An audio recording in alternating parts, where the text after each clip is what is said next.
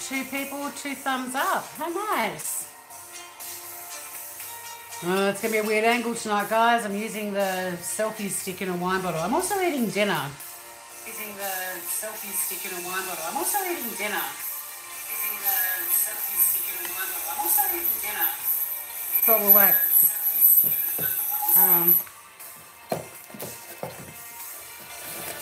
Oh man, hi Mel. Already lost someone. My camera looks really good, but my I'm at a rave. I thought we could have some slinky music. Is it a bit loud?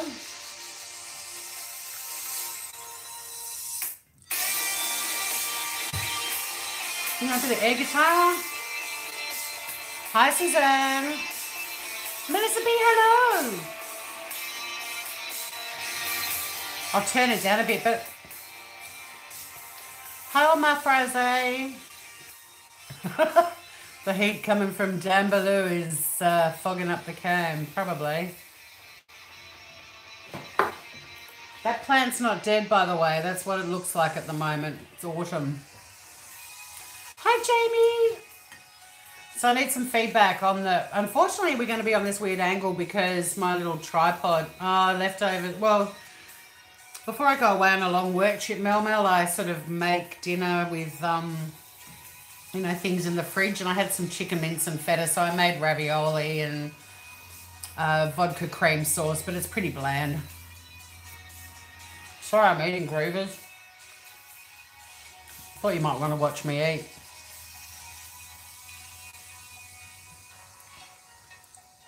Just a reminder to everybody that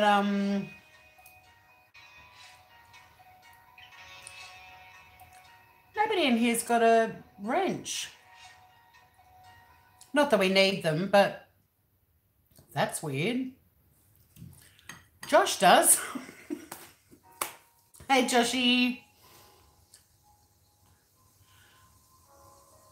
But Jamie hasn't. Melissa hasn't. Not that I need wrenches, really. The only rule around here is don't abuse other people in the chat, because we're the Peace Corps, right, Groovers? And hi, Bridget Parker. We're the Peace Corps. So if you come in here, you are a wench, Mel. Never a truer word was said. But if you come in here and you don't like someone in chat, that's your issue, not ours. So I did notice, I played back her live the other night and did notice something slipped through the net. Hi, Ziggy Z.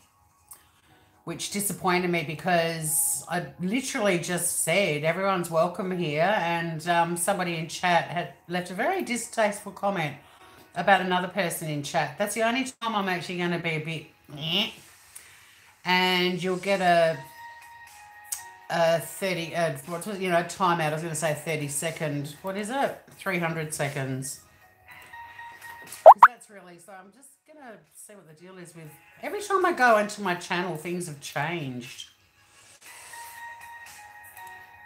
It's very frustrating. Where do I go to? Community? This dinner's going to make me burp. No, it's not there. Community settings. Yeah.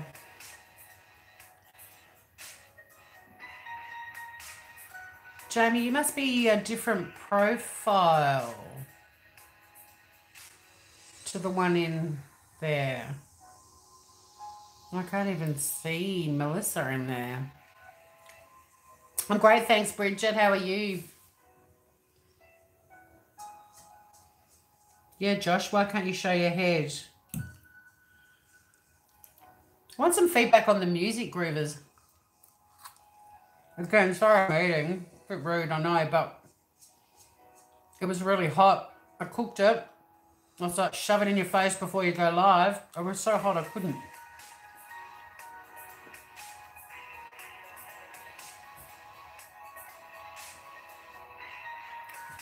So yeah, the only I saw that you went to see John Mayer, you lucky, lucky bitch. Do you know, I went and saw a band in Adelaide in Australia years ago. I can't even remember who they were, but before the band, they had a support act. And it was this young kid that just belted out this amazing shit on the guitar. And we were all like, who the fuck's that little groover? And it was John Mayer. Heart of Life is one of my favourite songs of all time. I'm losing people. They don't like me eating while I'm living. Sorry.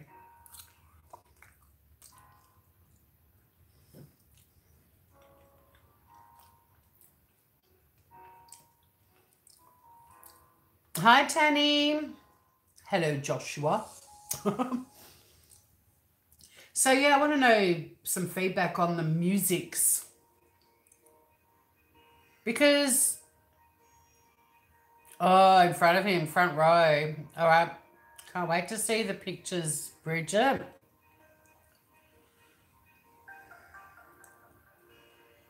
When you're live, the amount of people in chat never matches the number it says. So what, you reckon we might only have 4 of us, Mel? So no one's giving me feedback on my music. I was trying to find some raunchy music, but I've gone with a playlist called Broken Elegance.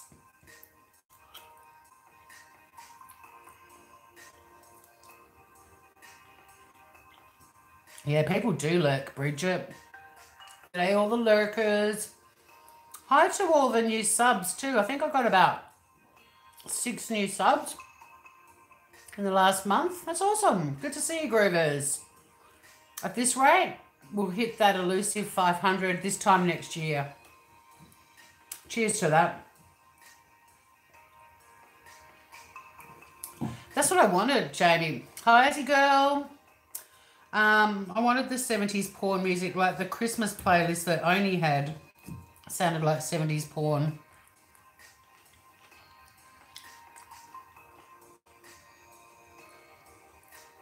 Oh my God, Mel, you're out of control. 73. Fuck. I'm not going to be able to eat all of this. I think I'm rude sitting here eating. Although my homegrown basil is going down a treat. Ravioli. A bit hard to eat elegantly, right?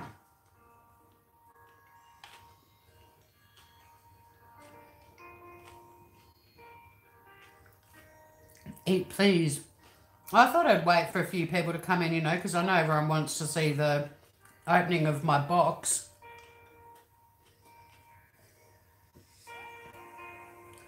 Mukbang. What's that mean? I've seen that word around before. Just eat, Tori. Okay, I'll eat.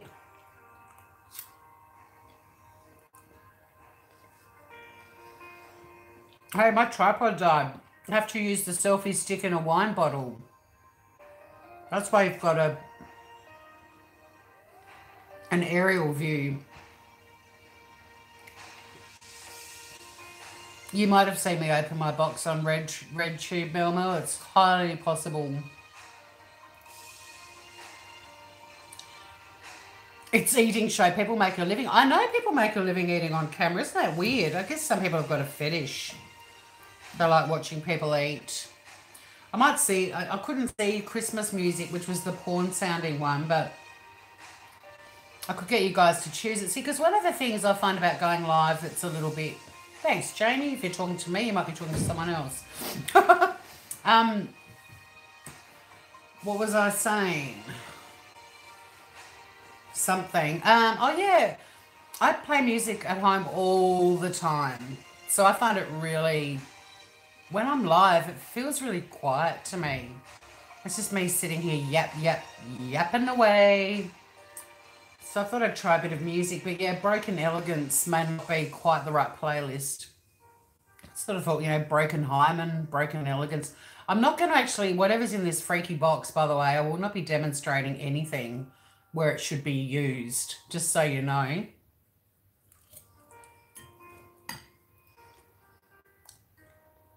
I'm holding things up, Mel. I have no choice. I mean, I could lower the selfie stick a little bit, but the whole contraption will probably, there you go.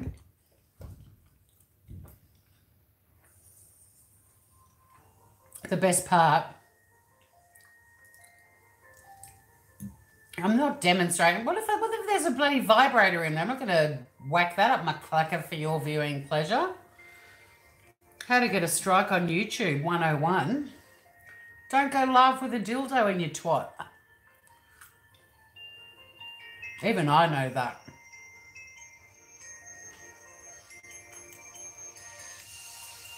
I am opening my box.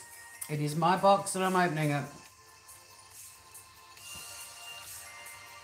Don't get your expectations up. I'm not, because it didn't cost a lot of money. Like, I do know what a good quality sex toy costs, and let's just say the cost of this box didn't even scrape the surface. They're not going to be sending me an iVibe rabbit for $35, which is kind of fun, I think, because I reckon whatever's in there is going to be disgusting.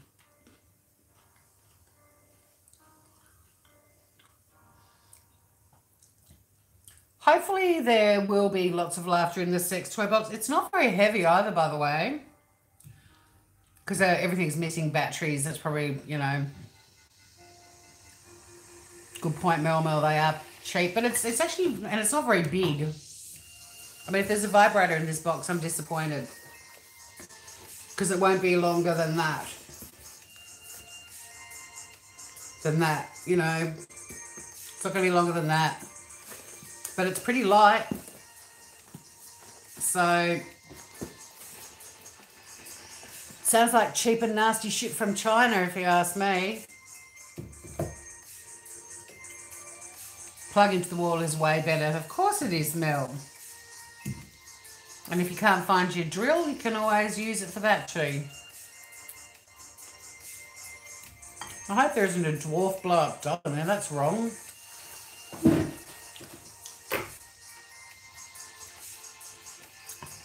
Lube and anal beads. Well, who knows? Doesn't even feel heavy enough to have some lube in it. I mean, if there's lube, it might be a sample. I don't know anything about this mob. All I know is the amount of trouble I went to getting this fucking box, because they delivered it. Then they left a card saying you need to leave a card out with a signature saying we can leave it. So I left the card out on last Sunday before I went to Sydney, and I had it on a metal basket thing that I've got shoes in, and shoes and thongs and stuff out the front. And I put a heavyweight piece of wood that's got Aloha written on it on top of the slip. And I was so fucking excited when I got back from Sydney on Tuesday. I was like, oh my God. And I got back, and the lid from the basket, the Aloha, were just like upturned on my little landing at the front. No box in sight. No slip in sight, but a new slip wedged in the door that said, you need to leave the slip out, motherfucker. And I was like, well, I fucking did, motherfucker. So then I looked all around the front and down the side of the house. Couldn't see the slip that I'd left out anywhere. So then I had to ring the couriers, and they couldn't deliver on Wednesday. They could deliver on Thursday. So then I had to leave the slip out again in case I wasn't here. I ended up working from home that day. I was here, and I gave the dude a beer, 6-pack of beer. No, long neck, sorry. A long neck of beer to apologise, and he had to keep coming and to deliver it. And then I said, I don't think it was worth the effort, mate. It's a box of cheap sex toys from China. And he just looked at me and went, oh, for fuck's sake. In a good way. And off he went.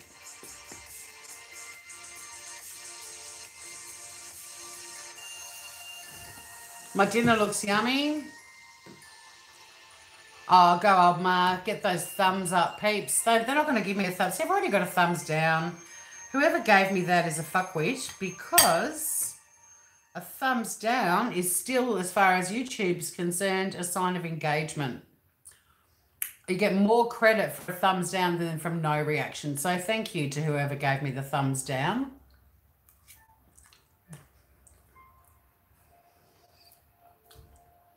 You're actually making YouTube think I'm someone worth paying attention to. So thanks for that.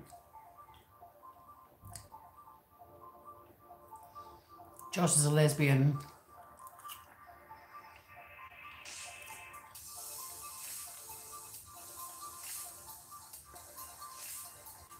You might as well be.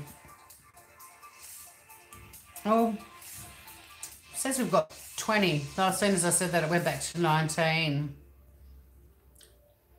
Well, I'm a gay man in a woman's body, Melissa B, so anything's possible. Maybe he's a lesbian in a man's body. See, for me, it's all about the dicky doodah. Not interested in vagina at all, except for my own.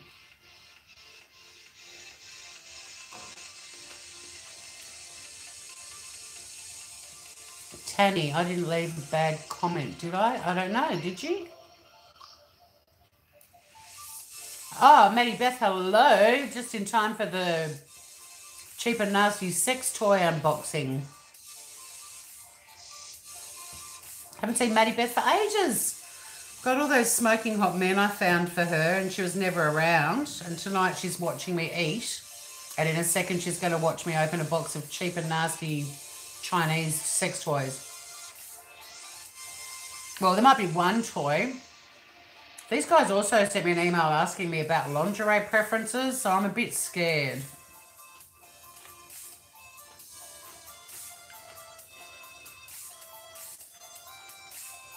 I don't know how I feel about this music. Is it sexy enough? Me eating is the hottest thing. Well, I'm going to have one more mouthful because I've got a little bit of my homegrown basil left. Or as you Americans would say, basil.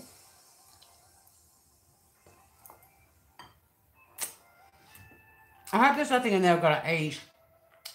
You know, like edible undies or something. I mean, I'll eat it, but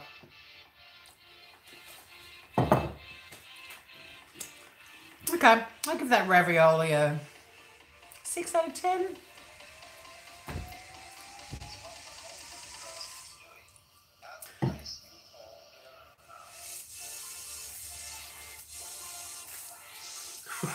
Alright, it is a bit ravey.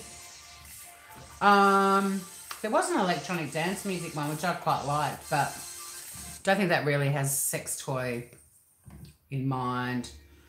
Let's have a look. Take me back, YouTube, to the start. All right, audio library. Copyright free music for content creators. Okay, well, it's debatable if I create content. I need an emo. I know, I'd love some Barry. I wanted Barry White, but, you know, copyright. An emoji. Yeah, I like the peace sign, except for when it's on my phone, because then it's in a purple square with a white symbol. But in the chat, it's like a yellowy, orangey colour. Can use Robbie's music. Yay! Thanks, Robbie. Have you what? I can go to your channel now and put on some slinky music. If you've got like a porny sort of, you know, you got a porn tune? Yeah, that one, old my fra. See, I love it on my computer, but on my phone it's purple. And purple's my least favourite colour in the whole wide world. Maddie Beth thought of one and forgot. Josh is happy. He's got another dude in the chat. So, I missed you, Robbie. Haven't seen you to chat to for ages. A lot of you, actually. A slutty one called You're Lovin'. All right. Let's get over there and find it. There's some critter flying around. Don't want to open the box with a critter flying around. Could disappear into my love cave, never to be seen again. Oh, they can't find you. I thought it was Robbie Brown. What's your channel, Robbie? Robbie Brown sings the blues.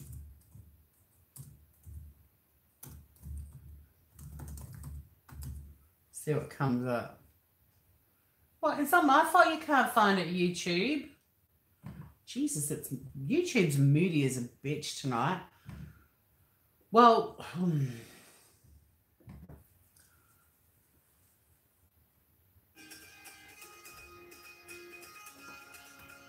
I'm back in, go away. I've got this really weird little box with a playlist. Here we go. So, rock, R&B, and soul. That could be slinky enough. Yeah, but on there, oh shit, I've got to get my channel up here. Because if I go on there, fuck me, this is a three gadget production going on here. I hope you appreciate my technical abilities, especially when it's a selfie stick in a wine bottle. We don't fuck around here.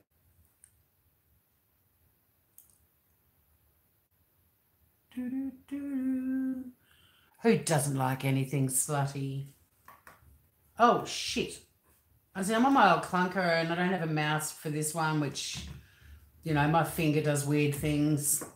That's what she said. And look, we might just head into... Oh, God, what's happened?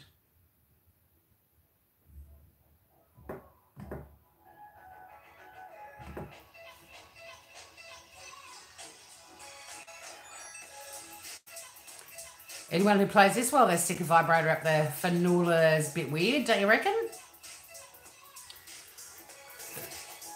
It is an empty wine bottle.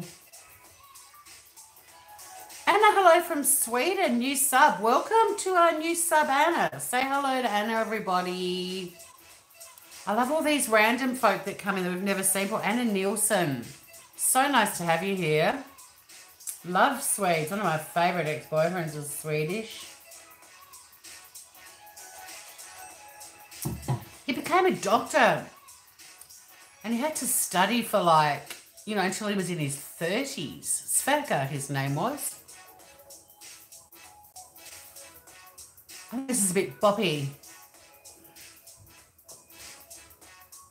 I just wanted some slinky, wrong music in the background. Come on, YouTube. Why can't you just... I think next time I'll try and line up one of your tracks, Robbie, but for tonight... Because I know everyone's busting to see what's in my box. I didn't like the Airbnb. I didn't like the rhythm B&B. I preferred to stay in the electronic dance music B&B. Being there is here just in time to watch me open my box. So just a reminder, everyone, we've only got one rule in here. Do not be mean about anyone else who's in chat. If you don't like them, zip your little lips. Block them. Do not attack them in chat, because if you do, and being there, you've got a wrench, so you've got to pay attention here, gorgeousness. Snowing in Denver. Gee, I hope you don't run off the road. I'm worried I've built this up too much and it's going to be the most disappointing box ever. I'm sure a few of my ex-boyfriends would say that. So, yeah, that's the only rule. I don't care about links. Like, don't spam links to my Instagram, Facebook and stuff. I'd rather see the chat than a heap of people posting links. If anyone is in here, though, and they've got a channel and they want to put their link up, they can. Or maybe they can't, but I'm happy to help out if I'm not busy sticking some hideous little thing on my flesh to see what it's like. I wonder if anything will vibrate. So music, we've got pop, they've got jazz and blues, hip-hop, rap, children's music, that would be wrong, wouldn't it? Imagine having children's music playing while I unbox Chinese sex toys. Welcome back, old Mafra. Oh, Jamie, I think we can all say that our clackers have disappointed at times. Cinematic. That could be dramatic. Bit of cinematic music. We sent out lots of love to you being there. Well, okay, the first track is called Waterfalls of Love. So that might be appropriate. Cinematic. Let's loop the playlist. Although one of the songs, there's only 5 songs in this playlist, and one of them's called Technology Feels Good. I'm not expecting any technologically advanced sex toys in the box. 27. Yay, I got my goal. No, my goal's 30, isn't it? So, yeah, people with wrenches, if you do see someone in chat, if someone comes in and they're like, that person's a fucking cocksocking cunt face, you just time them out for 300 seconds so they can have a good long hard think about their behaviour for at least 300 seconds. This is a new box. Hi, Nika Crafts. Maddie Beth comes in peace. Well, that's good to know. I like all the innuendo that's going on, the double entendres. Keep them coming, you rude little cunts. Oh, shit, I've got to remember. We're not allowed to say these things. See, itchy nose again. So this is my first box Ziggy Z, or if you're in Australia, it'd be Ziggy Z. But I'm assuming you're a Z, not a Z. I've never had it before. I just ordered it for the fucking sake of it. I do order random ones. I've got a ripper coming soon, an interactive box. Guys, like seriously. One night, I'm going to have to give you like 3 or 4 days warning. Put it up that it's coming up because I don't want anyone to miss it because we're all in it together. But I'm not saying anything more about that one. So anyway, I've got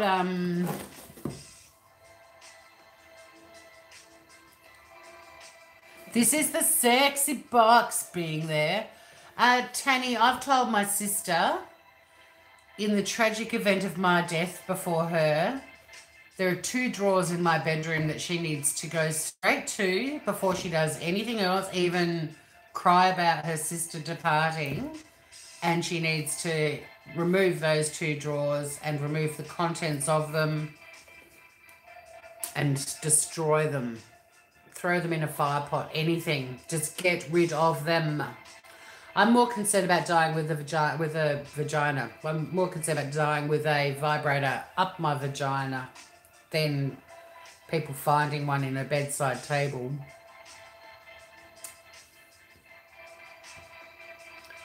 Tony only has brothers. Well, they'll understand.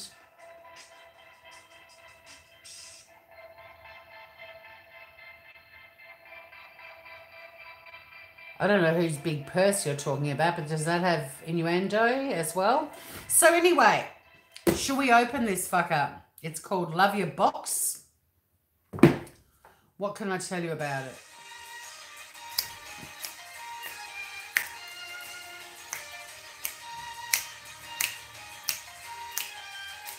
This is called Peri Tune. It's clearly not about people with perimenopause, because people with perimenopause need a tune that this goes well to.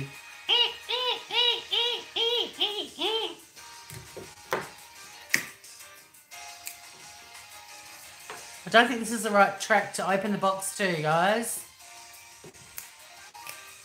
My hair isn't styled being there. I just put it up in a top knot earlier on today. Went for a walk. Oh, my Fitbit's going off like a frog in a sock. I just hit my 10,000 steps. Doing this. It isn't styled. This is just, it's just it. I just took it out of an elastic too. I thought it'd be good to have it down for this, you know, sexy box. Anyone want to do a jig to this? I do. Let's get this off. Fuck you, YouTube. Let's move on to Love Lost. That sounds more like our kind of track. It's a bit bleak. It's an aerial shot looking straight down on a rough ocean with some sharp rocks shooting out of the ocean. You know, kind of that last view as you throw yourself off a cliff kind of thing. Why isn't it playing? Oh, it's already 18 seconds in and hasn't made a peep. Love Lost. All right. I want it back to this song on a squeaky recliner chair. Me too, Robbie. That's exactly what it made me want to do. No Barry on those rocks, Mel, but I did see Bazza on the beach today. He's looking quite trim. I think he and Shazza have been, you know, getting it on. For those of you who haven't come here before, we pretty much talk about... someone wants to catch up with me for dinner this week. That's nice. That's nice, dear. Yeah, if you haven't been in here before, we basically talk about genitals for the most part. I don't know why. I mean, I've done classes to how to put on makeup. I've done how to get lipstick off your face. I've done unboxings. I've gone for drives. I've gone for walks on the beach, and you name it.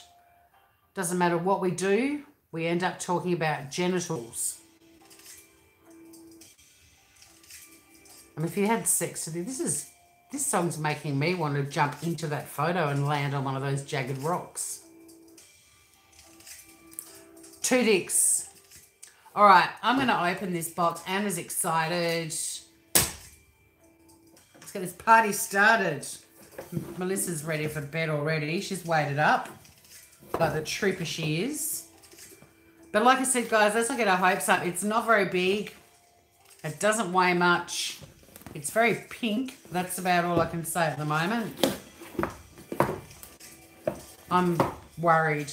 I've never been this nervous about anything in my life. Well, I have been more nervous, but it's up there with being the most nervous I've ever been. So we've got some pale pink tissue paper. I already feel dirty and I haven't even opened anything out of here yet. My glasses have fogged up again. Hang on.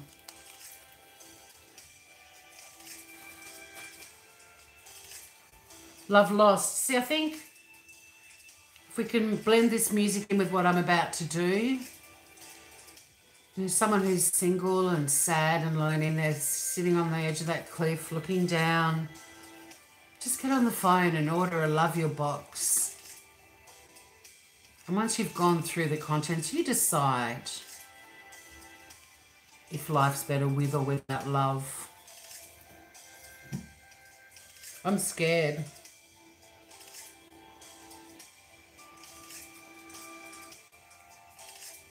This isn't an interactive box for you guys. This is, well, let's see. What's in the box? Oh, I think we're starting with the lingerie. I don't even want to look. Oh my God, this is blue, isn't it? What's going on? I think they've sent me some sort of negligee. I'm not putting it on. I'm not putting it on. Just clarifying right now.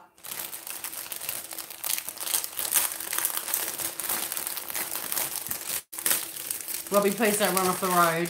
This is why I'm not putting it on. There'll be a death. My God, this is electric blue. They did ask me my favourite colour. Oh, I think it's a little sort of halter neck, diaphanous negligee. Well, hang on. It's a little honey horsewear blue. Well, then I'm a dirty whore.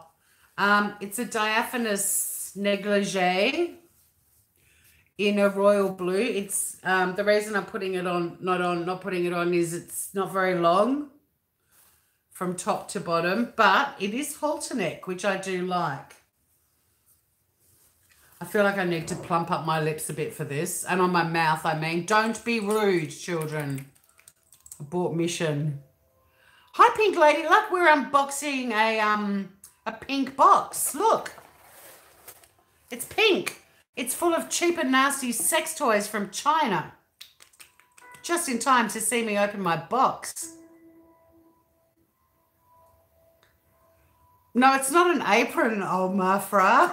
I mean, you could wear it in the kitchen, but no, it's not an apron. It's a halter neck. Look at it. It's got very delicate lace work mass-produced on a machine. Quite a low but elasticized back and not very long. It will barely cover my finola. So I'm not modelling this. I'm opening it, Maddie Beth. This is the first thing I found in it. Hang on, let's just do it this way. But like Robbie said, only whores wear blue. Actually, I could probably put it on over my head, over my top. Christ almighty, the things I do. Lace was for whores, yes. Oh, hang on. You're hiding in my room. No need to hide in here being there. I mean, I get what you're saying, but, you know.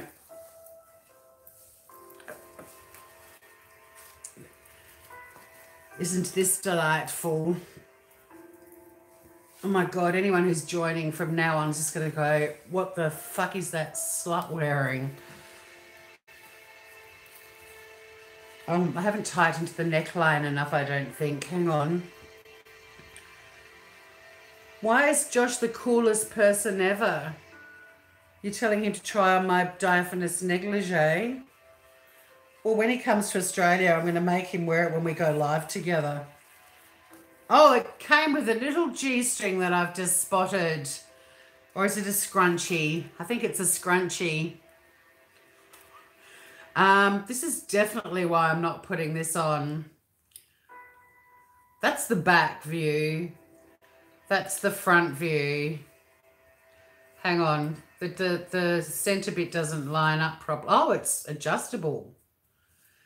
So you can pull it right out of your clacker. It would make a good apron. And this, for the moment, can be a nice little bonnet. An Easter bonnet. That's nice. God, I hope this was clean. I don't know. All right. This is why I get sexy time all the time, because have a look at me, would you? I look like a surf lifesaver hooker combination. Oh, now it's a bit tight. Well, have a look at me. Just to give you a bit of an idea, this is the end of it, and my vagina area is here. So we're going to have a bit of, when I wear this, I might have to pull it down a bit more, because at the moment, this doesn't cover this. So there'll be a bit of peeking out flappage with this little number on it. It's nice, isn't it? I wonder if this is the sex box from China or this is the Molly Golightly spa package. I'm not sure.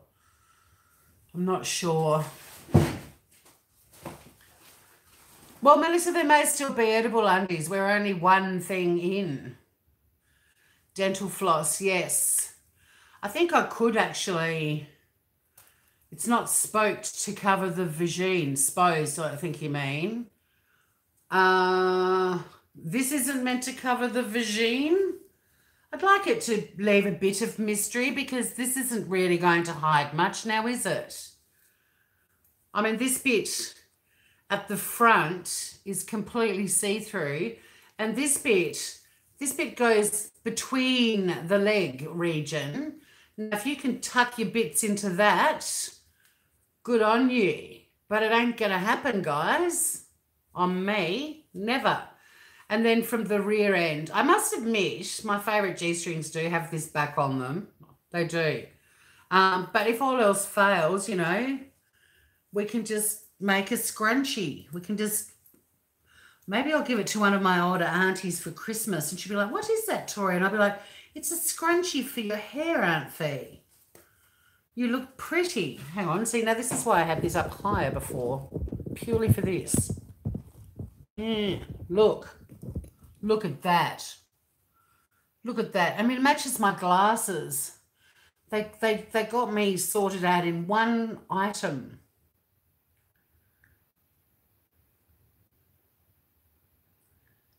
Dental floss. It does. Oh, Ma noticed it matches my glasses. So yeah, I don't know about you guys, but I think I'm pretty hot right now. This is choking me a little bit. It's kind of, well, it's, I don't know. I'm sure I had a teacher who used to wear little camisoles like this under her blouses. Hi, Dawn Johnson.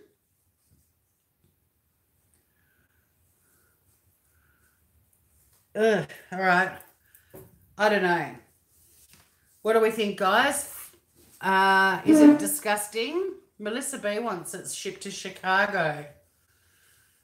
Try to work Monday. Well, work Monday, I'm actually flying. So I'll wear this through Hobart Airport, Melbourne Airport, and Adelaide Airport. Then I'll go to Avis to pick up my hire car. Then I'll head to the storage room where all of our stuff is and load up the car. It's usually about 5 or 6 trips to and from the car. And then I have to check into my hotel. So I think quite a few people might see it. But I'm not sure if it meets Qantas's dress code though.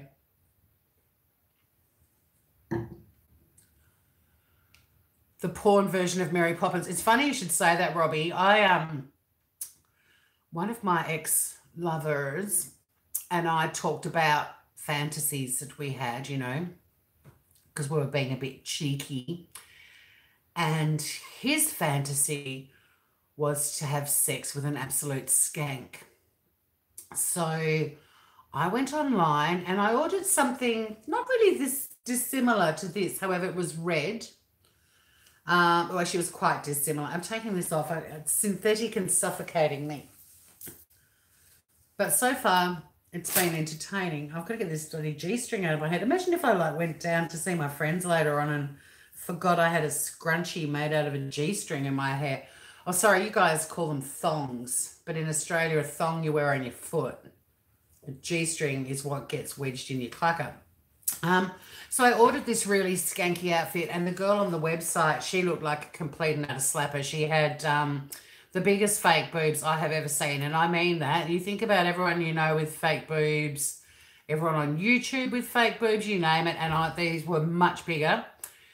And it was this red, cheap, lazy, skanky thing, and she had skanky shoes on with it, or boots, and I was like, yeah, all right, I've got my skank outfit. Oh my God, what are you all talking about? Are you getting it on in my chat? Loud and queer. I feel like I missed something. Are you going to bed to coordinate your work schedules?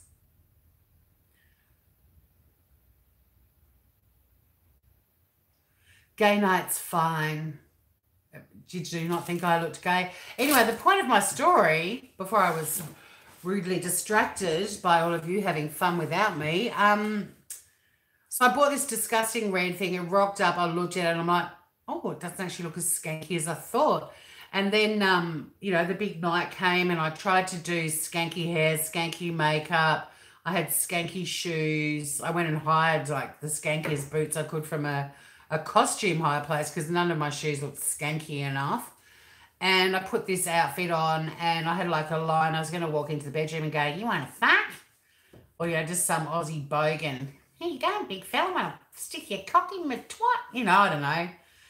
Anyway, I walked in and was about to do my opening line and my lover pissed himself laughing and he went, you've just made a $17 negligee look like something from Laura Ashley. So needless to say, the skank fantasy was not fulfilled that night. I made this cheap and nasty little thing look like a Laura Ashley dress. Not sexy at all. Are you ready for the next thing? Well, I don't blame you for being super excited. My chat is uplifting. Thank you, Roberto. Right, let's see what else is in here, shall we? Something else made out of fabric. What do you think this might be? Oh my God, is this like a little pouch where if you travel, you take your sex toys in this discreet bag? Do you think? Julie rags from the Whit Sundays. What, do you reckon this is like a discreet vibrated travel pouch? Help me out here, guys. Gimp mask, a rug. You want what outfit in purple? This thing?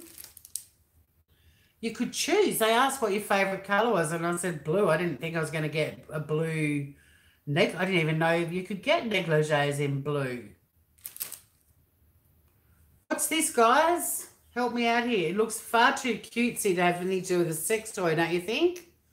Look at that trim. Wash your lingerie. And it's not a, it doesn't look like a wash bag. It's not, oh, it looks like it's got a breast cancer foundation pattern on the, like the ribbon, you know, the pink ribbon. It's not a,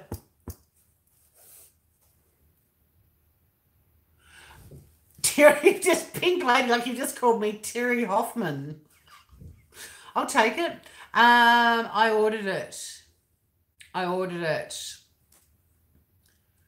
No, Terry Hoffman's hilarious. Do you know, people keep saying in other channels, I came from Tori's channel, and I'm like, yeah, man, I sent you all those subs, and I keep getting thanked for sending thousands of subs to other people's channels because they're confusing me with Tori Hartman. But I'm going to take the credit. I'm like, yeah, no worries. I send all my subs over. Judy Ron thanked me, and I'm like, he's got 8,000 subs. And I've got, what, 402 or something. So you drive those icy roads. A bag to put on your sex partner's head. Oh, what's happened here? It's not big enough. I mean, seriously, if your lover's head would fits in this bag, you might be doing something illegal. I mean, I can't get it on my head. 454. Thanks, Mel. Mel's my realist with all the data. I say stuff that's wrong, and she's like, incorrect. So, yeah, a makeup bag? No. I don't know. That's a mysterious object in a sex toy box. Hoffman is a good, is it Tori Hartman? Harmon. What is her name? Tori Hartman. Like I said, our names are so similar. I don't think it's Hoffman. Tori, help me out here, someone. Help me out. Oh, my subs are quality Aussie girl. There's no doubt about it. Tori, I think it is Hartman, maybe. Tori Hartman. Yeah, that's it. 17. She's nearly got 18,000 subs. People keep thanking me for sending all of my subs to their channel. And I'm like, it's my pleasure. My pleasure, Judy Ron. Anytime. I mean, I do always promote other channels if I can, if I remember to. Mind you, I haven't promoted anyone in his tonight. I might find something that belongs in the bag. So, yes, that mysterious pouch. Very odd. Let's see what else is in here. Uh-oh. I think we have more lingerie. I did say I liked black. What could this be? I'm definitely not modeling this thing. What is it? What is it? Whoops. Oh, hang on. Oh, it's a tie me up to the 4 bedpost contraption. Like it's, oh my, oh, hang on, there's only 3 of them. Where does this go? Oh, fuck. What's this? What are these? These are to tie me up, I'm sure of it. This is like a lacy wristband. I've never owned these before. I'm sure this is to tie me up, right? Look. 2 ribbons, and there's 2 of those. There's another one here. Is that a blindfold? But I can see it's not a very convincing blindfold. pink lady. Like, look, watch this. I can see you. Ow. Actually, yeah, you would want to keep your eyes shut with this stuck on you. Ah, so blindfold. Ugh. Look, that hurts. No, don't ever put lace on your eyeballs, people. You sure it's not like... I mean, it's quite ornate, isn't it? Ahoy, mate. Like a pirate. It's very uncomfortable on your eye. You definitely don't want your eye open when you put this over it. 50 Shades of Grey. It is Melissa B. 50 Shades of Tori. I just saw penis. What did someone say? Penis ribbons. Penis ribbons, Maddie Beth. Well, interesting. The cuffs don't... Oh, there we go. You sort of pull them out a bit, I think. Penis ribbons? Do men put this sort of shit on their dicks? And why are the things on... I suppose, that, you know, that's to take into account a big bedpost, like, you know, a bit of wood to wrap these around. They shorted me. I reckon wrist cuffs. Is that what they're called? Yeah, I quite like them too. But I don't know anyone with a 4-poster bed.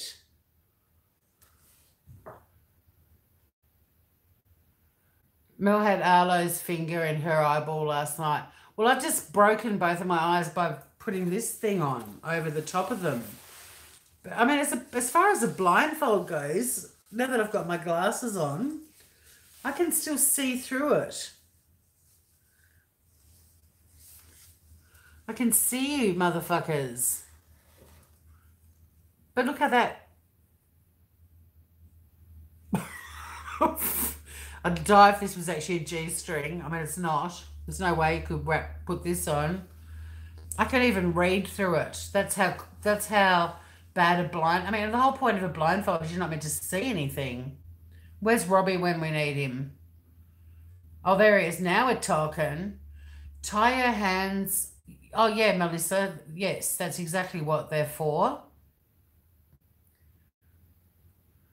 I say, Pink Lady, like, you got up to do a wee and you've walked in on this. Christ, the things we do on YouTube. Wear that blindfold, baby. I am, Robbie, but I can see you, so it hasn't blinded me at all. Melmo, in the dark, I'm off to a music festival in a couple of weeks. I might wear this at Blues Fest. Good idea, Anna. Bit of a headband. I mean, it could either go a bit gothy. I do have a fantastic festival dress in black, actually. It's a really long to the ground one, but I reckon we could probably fashion this into some sort of funky festival headband.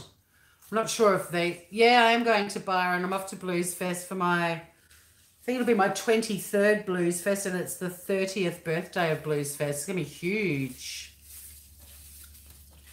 Yeah, if someone else is at Blues Fest who got this box, I'll be like, I don't think that's what it's...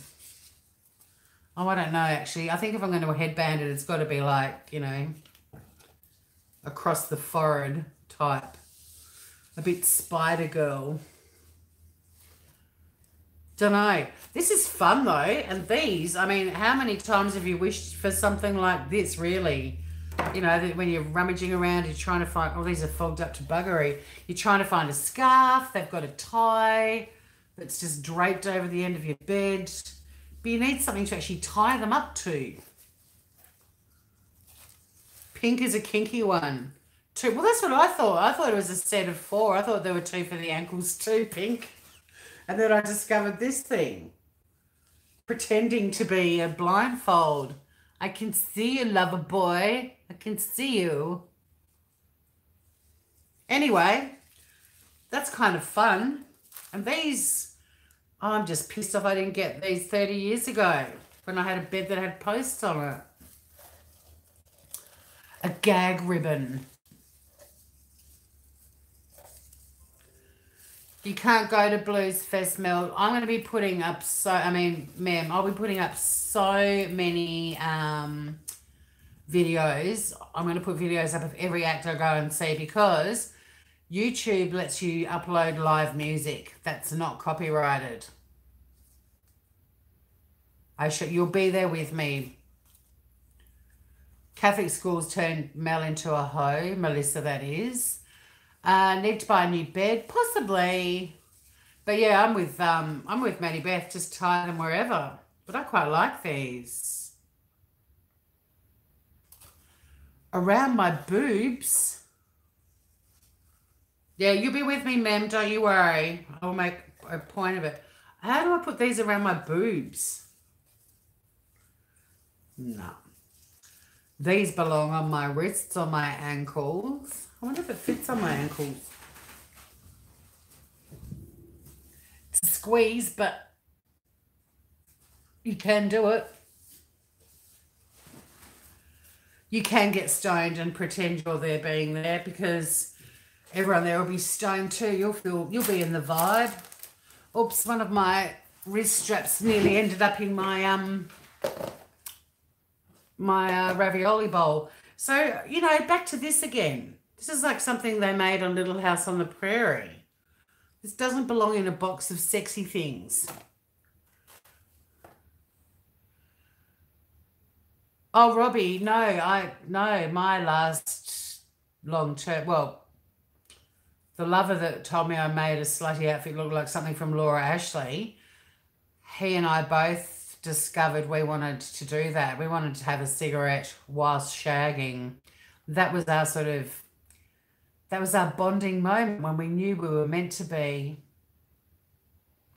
Trouble is, every time we were in a position where we could have smoked whilst having sex, it was like winter and freezing cold outside.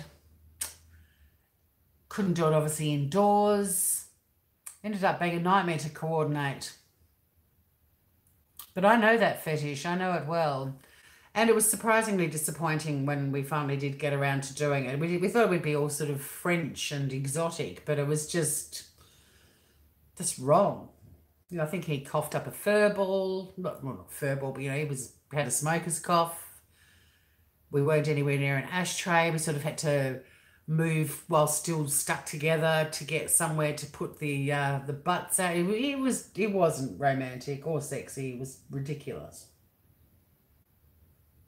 And it started to rain. It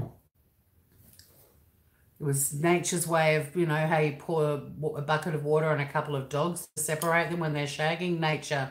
Nature intervened and they just went, just stop this, both of you. You're a joke.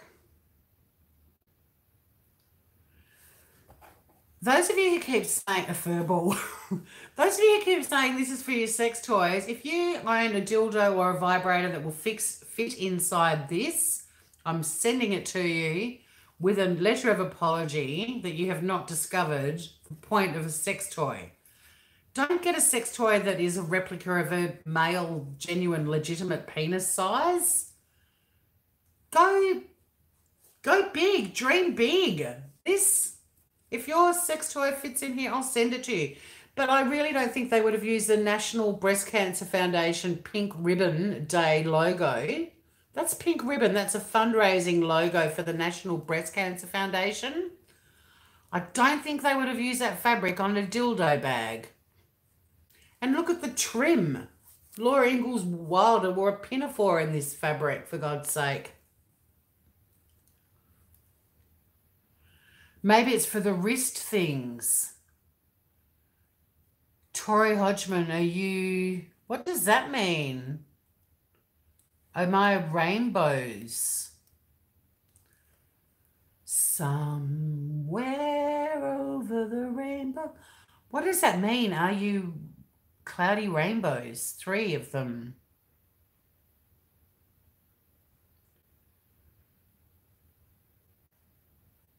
Right after the Kelly Clarkson. Why didn't you shag in the Kelly Clarkson concert? Oh, am I gay? No. No, I'm a gay man in a woman's body. I like penis and nothing else. I don't even have a bisexual fragment in me. I've tried and I didn't like it at all. The only vagina I care about is my very own. Maybe Carol Brady made the bag. Good observation. Kelly was singing and it was enticing. Oh, I'm happy to. I mean, I'm quite open about how fucking ripped off I am to be completely 100% straight white female. Could I be more boring? You know why I'm not a world famous comedian? Because I've got no hook. There is nothing interesting about me at all. It sucks. You know, you look at all the comedians that are kicking goals all over the world. They're gay, they're lesbian. They've got a hook. There's something about them that makes them interesting. I'm just a marshmallow. I'm just a blip. No, truly being there. Like, I'm not being self-deprecating in a tragic way. It's just the truth. Like, the reality with any sort of performing arts is you've got to have a hook, or even a song that people like. The song's got to have a hook. There's got to be something that makes you go, that's different and unusual, and I'm watching him or her, but I'm just a white, middle-aged, completely heterosexual female. I ain't got no hook. But I've got wrist straps. I'm actually quite fond of these, and I might put them in my little Laura, or my little house on the prairie bag. Where's that blindfold? I would have left this on if it didn't smell like somebody's snatch. No, I would have left this on if it didn't itch like crazy. No one's really into lace on their face. You've got to do a bit of adjusting. You've got to make all these little bits stand up like that. See, Batgirl. Ooh, kinky. Justin Tim, it's a lingerie bag. Hi, Kerry Orsini Byron. You've got a nice name there. I'm off to Byron Bay in 2 weeks.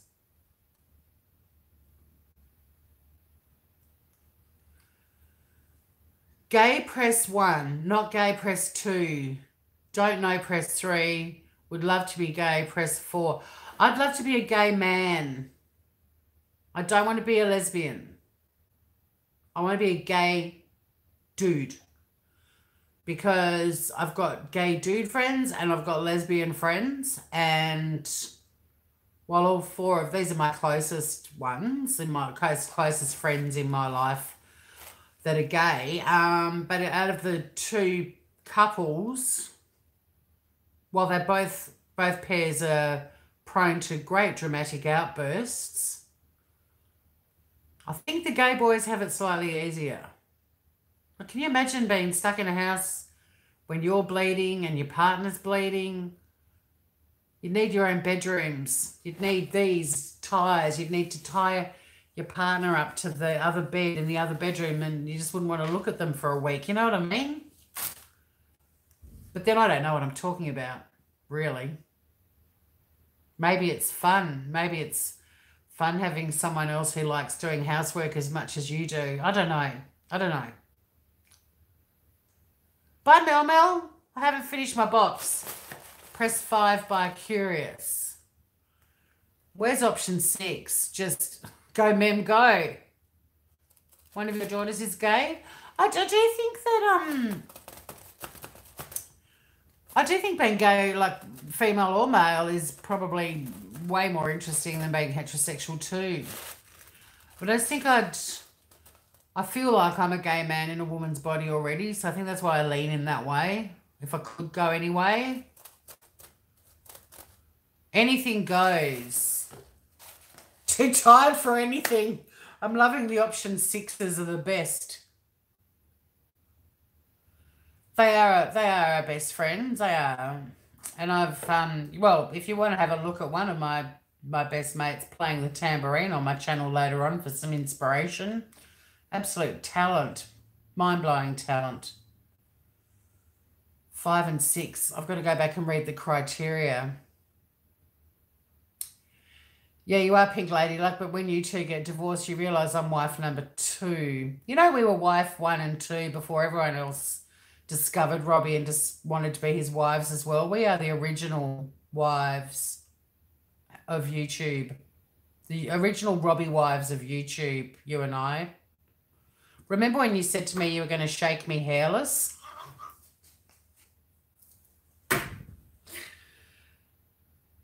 Well, I don't know. You might be in Maui and, he might just swing by Tasmania. Any port in a storm, Pink Lady, like any port in a storm. Married too long, can't be bothered. Men was over sex in her 40s. What did you miss, Robbie? Your wife number one's saying you're never going to get divorced, and I said if she's in Maui and you swing by Tassie, we might, because any port in a storm. And I was also saying there are many ports in Maui. I've got a feeling. Are you going to be in Maui in September? Pink Lady Luck. Want to hang out in, I don't know, Hana?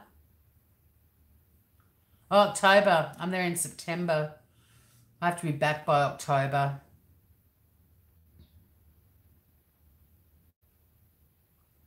I bet they like saying your name, Madonna. Have you ever heard that song? I'd like to do it with Madonna. Anna, it is make it September. Cool. Gay men are hot. Gary men, I don't think so. I've never met a hot Gary, but that could just be me. It's 7:49, Anna Nielsen, PM. Yeah, you corrected yourself quickly, didn't you, Robbie? One of my mates who's a comedian, his name's Gavin, and he does a routine about what it's like to have a name that when you introduce yourself to women, he said the name Gavin, you can actually hear their vaginas slam shut. Hi, I'm Gavin. Bang. Close for business, Gav. Dawn's husband's name is Gary. I bet he's hot, Dawn. I just haven't met him. He must be a hot Gary. Is that a good save, Tanny? I've got a possum called Gary. Gary's cute as hell. One of my best friends, her ex-fiance is a Gary. I know a lot of Garys. I just don't remember any of them being incredibly hot, which, is not a bad thing because incredibly hot people are usually fuckwits. He is, and you've been married 34 years. You will see, there you go, Dawn found and married the only hot Gary in the world, and she's kept him all to herself for 34 years. That's why none of us know about this hot Gary. See, Maddie Beth knows. Melissa B wants a hot gay husband. Gay trivia night. Do we have to be gay to play? Gary, Barry and Larry being there. A gay man in a straight man's body. I'm totally a gay man in a woman's body. Totally. Totally. Oh, welcome. Well, I think it's important in this day and age that we're inclusive. Maddie Beth, you can't just scream out no with exclamation marks. That doesn't... You are the first ladies. We're your first wives, wife one and wife two, and now everyone wants to be one of your wives. But I do believe Robbie proposed to Pink Lady Luck and I before anyone else. I mean, I could be wrong. Don't tell Aunt Sally, though. She'll be devastated. All right. There's not much left in this box. There's another squishy thing. The First Wives Club. All right. This. I'm a bit disappointed. I was expecting at least like a little finger vibrator or something. I mean, don't get me wrong. I do like I do like these. These are sexy. I've got to check. They're not right in this. I do like these, but I thought there was going to be like, a little that I could test it on my cheek and say, oh, that's effective.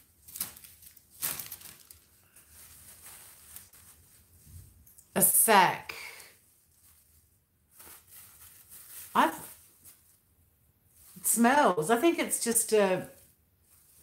I don't think there's actually. I don't think you're meant to open this up. I think it's just like a fragrant, like a lavender bag.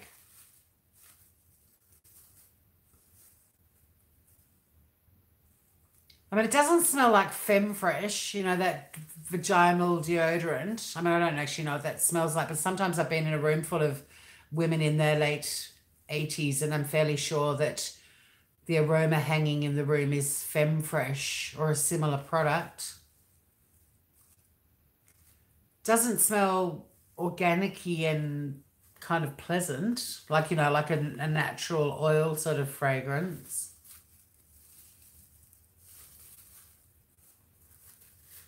It's damn impossible to open. This is like I don't know, what are you meant to do with this? Weed bag, but it's full of stuff. It's full of petals or something. Potpourri. Yeah, the sachet for your lingerie drawer, exactly. But I don't know if I want my lingerie to smell like this, because it's kind of soapy.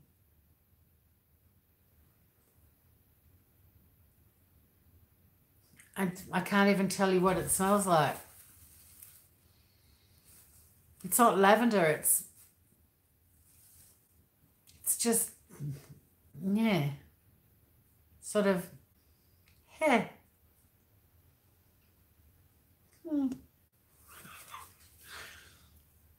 I'm bummed, guys. The kinkiest thing we got were the wrist straps. Where was the inflatable penis, for fuck's sake? Oh, hello. It's not an inflatable penis. This is all clothing shit. It smells like a China factory. I think there's only one item left after this. I think these are nipple tassels. And they're purple, my least favourite colour in the world. A sex shop scavenger hunt. I'll do that. I'm up for anything. That's the only benefit of watching my channel, is I will do stupid shit. Yeah, we've got some nipple tassels, guys. Woo! Nothing a woman who lives alone wants more than some nipple tassels to just, I don't want to remove the sticky and waste them.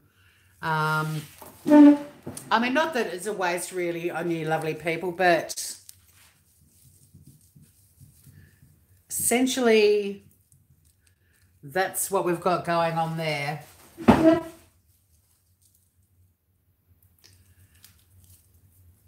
Oh, look, I know it's a bit boring, guys, but we didn't know that.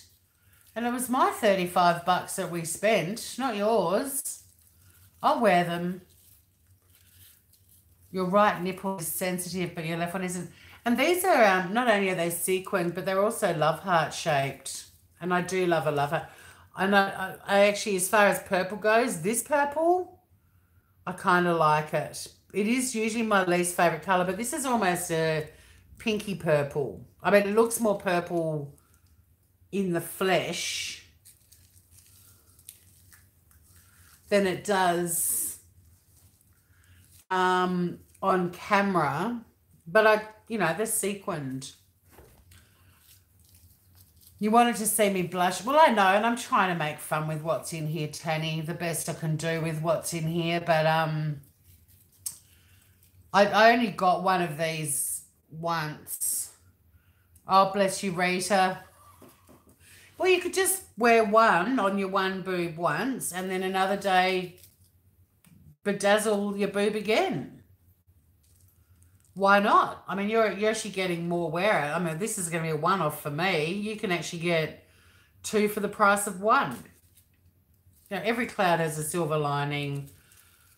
Rita, you have big nips too. Thank you, Robbie. Earrings could be cute. Have a talk with it, Robbie. Oh, you talk to your nipple. You'd wear that at a pool party with the blue G-string. That would be a delightful outfit on my 52-year-old body, I've got to say. Why didn't I think of that sooner? I don't even know what happened to the G-string. It's gone. I thought I might have still had it in my hair. Oh, it's on the floor. It's where lingerie always ends up, right? So we're thinking a pool party. Cabinet knobs.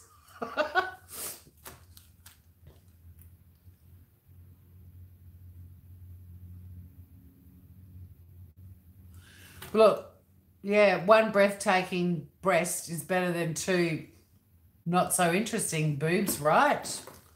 I'd be happy with one breathtaking breast because mine are a bit, they're not big, they're not small. I mean, they're not saggy because I didn't have children, but, you know, they're probably a bit perkier than your average 52-year-old's boobs. But that's also because they're not that big. Whereas Rita has one magnificent breast, and I'd be fucking showing that off and bedazzle the fuck out of it. Seriously. Look at these bedazzling things. But my point is, when you live on your own, it's not like I'm going to whack these on myself one night and just lie on the bed and go with them. I'll have to take them to where my lover dwells. Mate, see, I won't. He'll probably tell me I make those look like Laura Ashley items as well. Kate Bronson, a training bra and still have room. Melissa's going to get a purple Sharpie to cover the rest. Oh, my God. Oh, good night, Jamie. Have a lovely time at the bridal shower. Bridal showers. God, my sister went to a wedding today. We were saying it's been a while since I've been to a wedding. The box was a dud. There's one thing left. You're right, it's a dud. It's a pair of stockings. You know, with the seam up the back. I'm really, really good at putting my foot straight through any stockings immediately. Sheer thigh-high stockings. I do like the thigh-highs, I've got to say. I'm not a fan of the cotton gusset in my frenula region. I like to wear the thigh-highs. It's got a back seam and, oh, but they're the nude ones with the seam up the back. I'm not going to get that straight, and I don't like nude. Made in China. 88% nylon and 12% spandex. Well, it's all clothing. Where's the dildos? I think I misread the brief. I'd like legs like that too. You rip them too, being there. I'd put my foot straight through any stockings.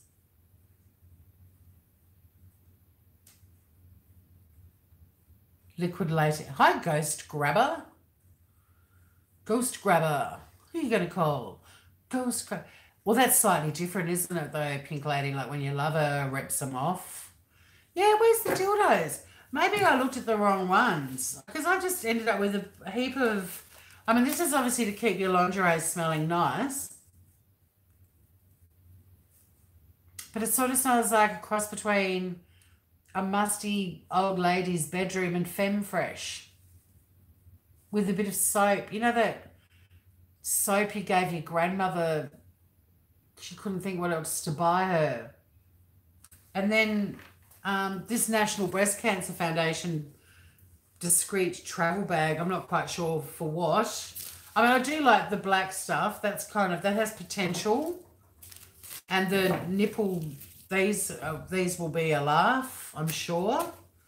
This could possibly be okay when I'm wearing it, you know, not over the top of a bloody knitted dress, or, you know, it might be fun. I do like putting this sort of shit on even when I'm just on my own. I must admit, I do like having a diaphanous negligee on.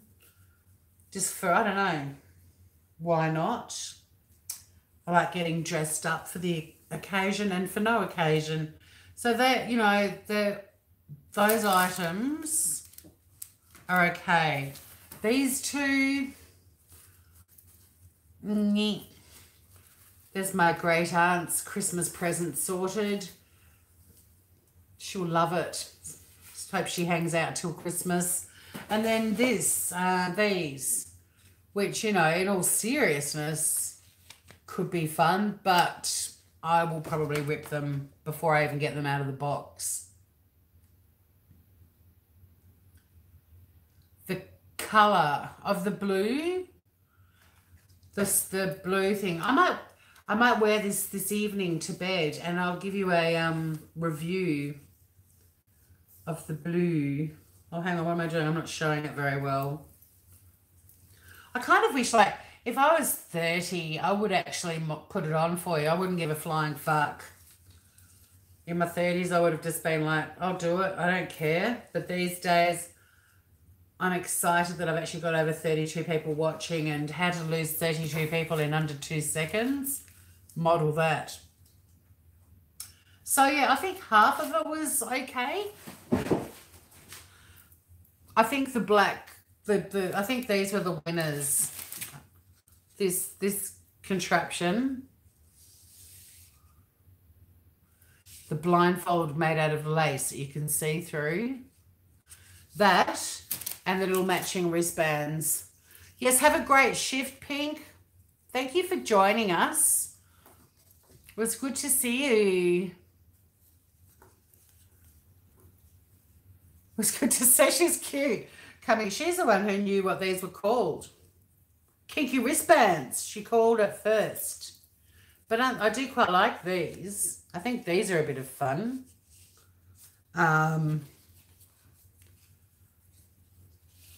Bye, Pink. She needs a song. The music didn't last. Hi, Mel Barrow. Yeah, whenever you walk in, Mel Barrow. What did you get this time? Nipples, negligee, and blindfolds. Yep. That's pretty much... Hi, Shazmaz. You're having a late dinner. What are you having, Shazmaz?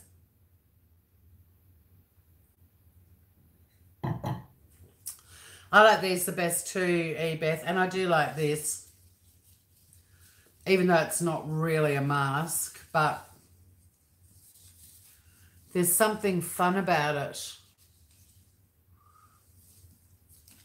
Or I might wear it to Blues Fest. Like that.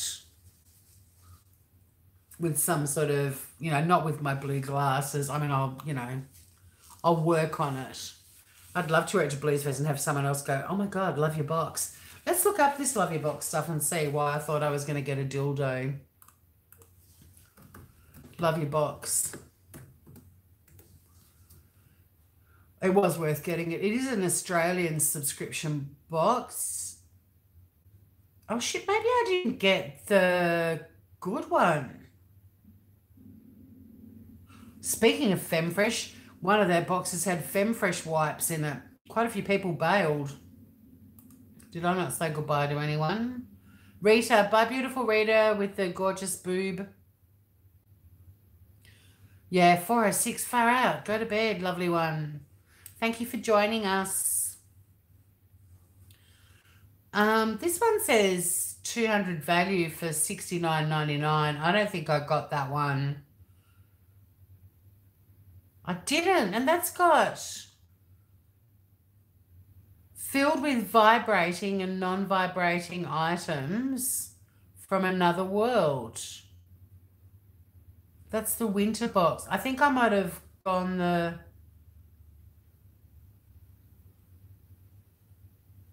There's only one box on this website and it says it's $70, which I definitely didn't pay.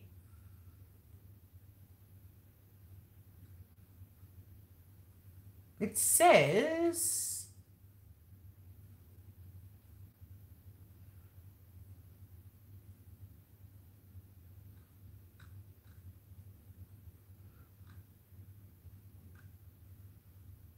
Become a member for $69.95. You get a deluxe box filled with 8 full-size premium products. I think this might have been a sample or something. Did I get 8 products? Do you count the G-string and the negligee as 1 or 2? If that's 1, that's 1, 2, 3. No deal. 4, 5. Yeah, this isn't 6 if you count that sachet thing. I don't know what this is. I can see there's lubes, there's massage oils, there's a little vibrator, there's a little thing of deodorant even, there's Femfresh. See, that would have been funny. There's orgasm enhancement gel.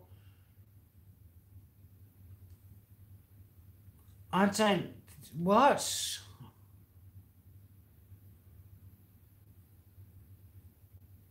This says each season in the Love Your Box you get beauty, bath, office, home, wellness products, books, accessories, fashion, and an editor's deluxe item themed around adult material. They're designed for women only. What do you think, guys? Do you think I've been ripped off?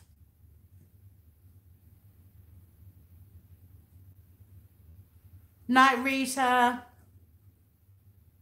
You haven't missed that much, Shazmaz. I think I've been ripped off.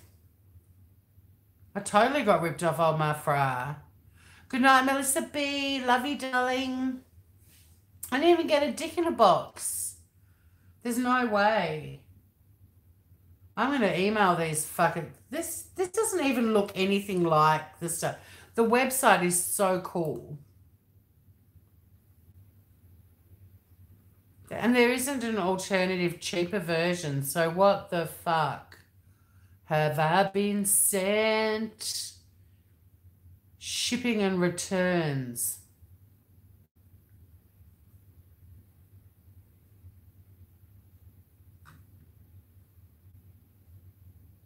That's bizarre. Love your box. That's so than what I got.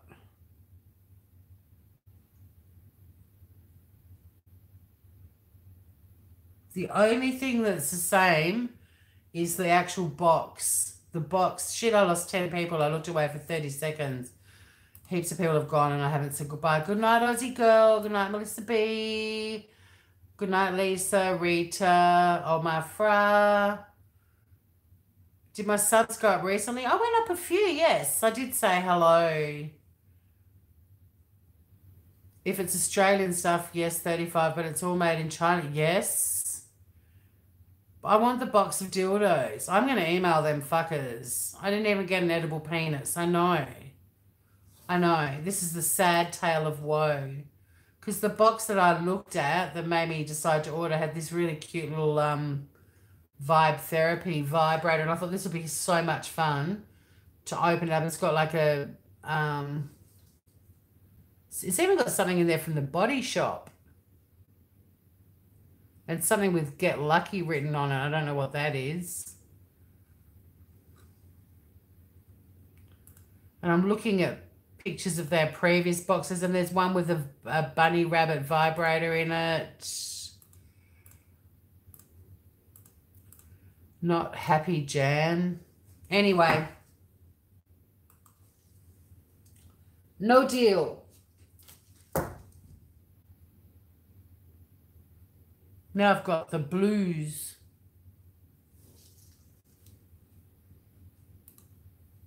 I can't see chat anymore. Where's it gone? Good night, everyone who's leaving. Good night, Beth. Well, it's like 4 o'clock in the morning. You'll send me a box. Thanks, Mem.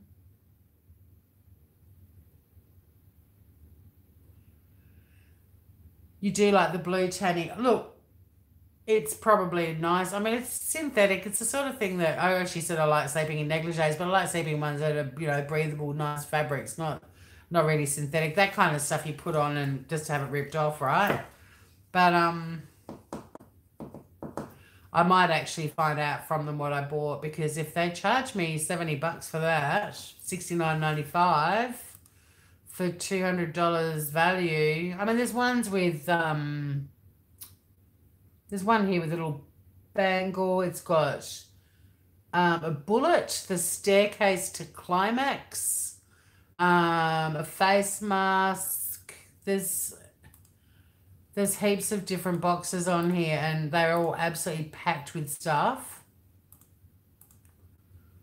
I mean, that one's got a full-on rabbit style vibrator in there, and a fellatio instruction deck, 52 oral sex tips.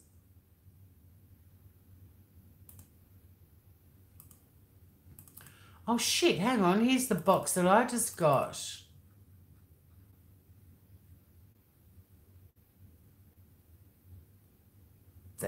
Okay. The box I got is on the website. And it's got the stockings, the pouchy thing, the stinky thing, these things, the tassels. This month's box doesn't have toys in it. This month's box is all about the lingerie. Previous boxes had heaps of toys, but this month or this quarter, it's all about the gear, the clothes. Return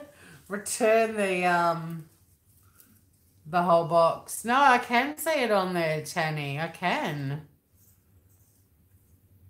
Yeah, I'll email you my my postal address being there for sure. Oh, you're just saying piss off to everyone, Aussie girl. Fair enough.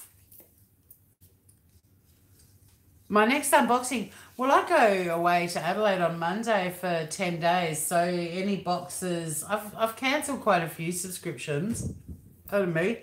I tried a few different ones just to see what they were like. I did the box too. I had a second Japanese snack box. I've cancelled that though. Because I want to try new ones. Get those nip tassels on. I will.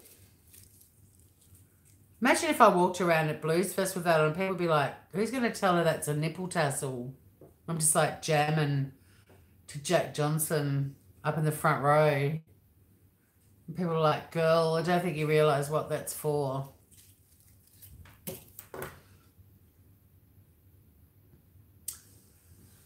I want to climb those stairs too, Aussie girl. Still ripped off majorly. Well, I don't know. I'll let my lover be the judge of that, old Mafra. You never know.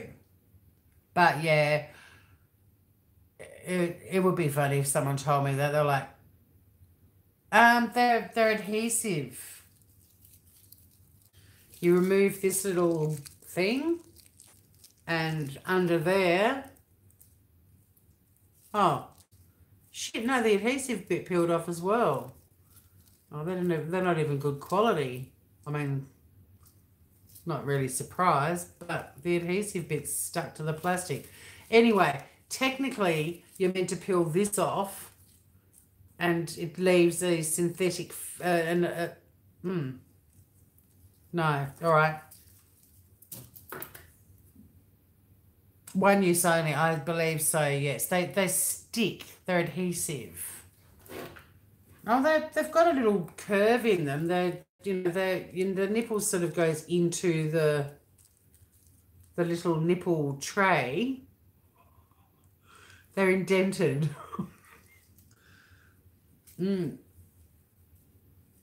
Yeah, they would actually fit on my bobinas, but They might give me a nice rash. They might. This probably will. The synthetic number.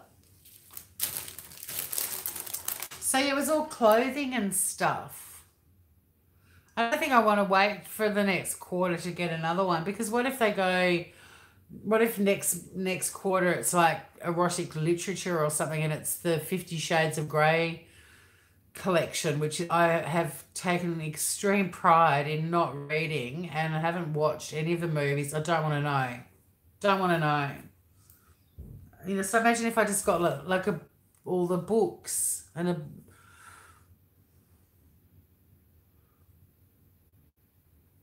is the adhesive edible? I don't know. I don't know. I'm not. It's purple coloured and synthetic looking. I'm not going to try it. The tassels will be dragging on the floor with Aussie Girl. There's a visual.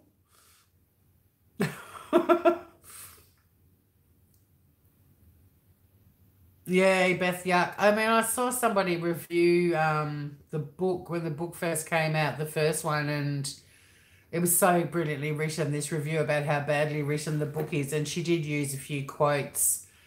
You Aussie people might remember Helen Razor, who was on Triple J for a long time, but she wrote this fantastic review because she essentially now gets sent things to review. That's basically what she does for a living. She's got an online blog, and she got sent 50 Shades of Grey, but her review of it was so brilliant that it convinced me to not go anywhere near it. And then some of my friends discovering good sex for the first time, that was a bit much for me to deal with. Catching up with friends who are all proudly boasting about things that they've discovered in the boudoir. It's kind of like your parents talking about shagging, you know. I don't mind as friends that we all share some secrets, but these women were gushing, and literally and, you know, figuratively. And there's not enough alcohol on the planet for me to forget those images, really. This is the leftover rosé from when Laura was here last weekend. Just so you know, I don't drink during the week. I'm a bit boring like that. And I have one on the weekend when I go live, because I like wine glasses. And I love rosé. It's delicious. Nice to meet you, Anna. I don't know what you were expecting, but I hope that we have not disappointed. And a very friendly little group of people, I have to say. People come here, it's not really what I'm talking about or doing. It's just a chance for us all to catch up. So I hope you come back, Anna, because it was really lovely having you here.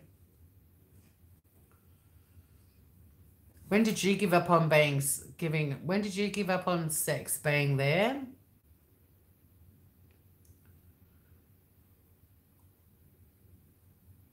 The 50 Shades, yeah. I think the only people that really got into 50 Shades and loved it were people that had had shitty sex up until that point. That's my personal view of it.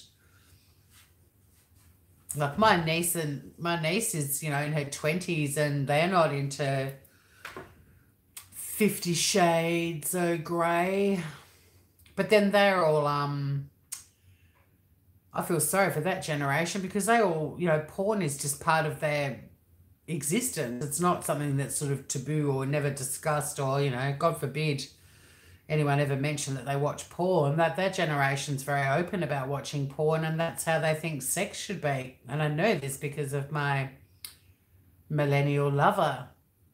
And I was like, I think I've actually seen a porn that's pretty much to the beat. Every routine you've performed, every amount of time, the whole work, everything. It was like, I've seen porn that looks exactly like what you're doing. Boring.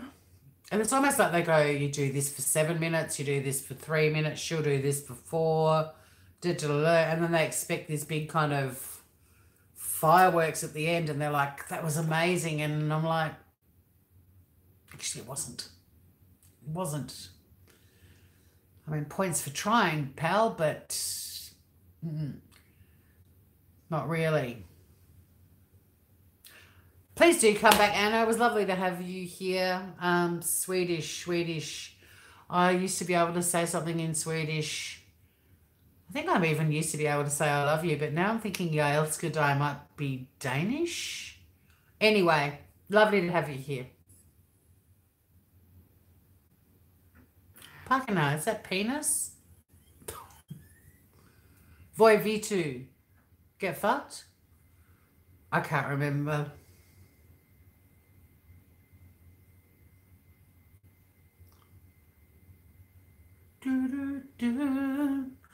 So, what should we end on? Fucking hell, an hour and 40 minutes. When I first started YouTube and I was chatting to, and I haven't told any of my friends about YouTube still, a few people know, but I haven't told my actual like gang of friends. I haven't promoted my channel at all. But I started doing some lives on Facebook, and someone suggested I call my channel 45 Minutes of Shit with Tori Hodgman. I can't do a 45-minute live anymore.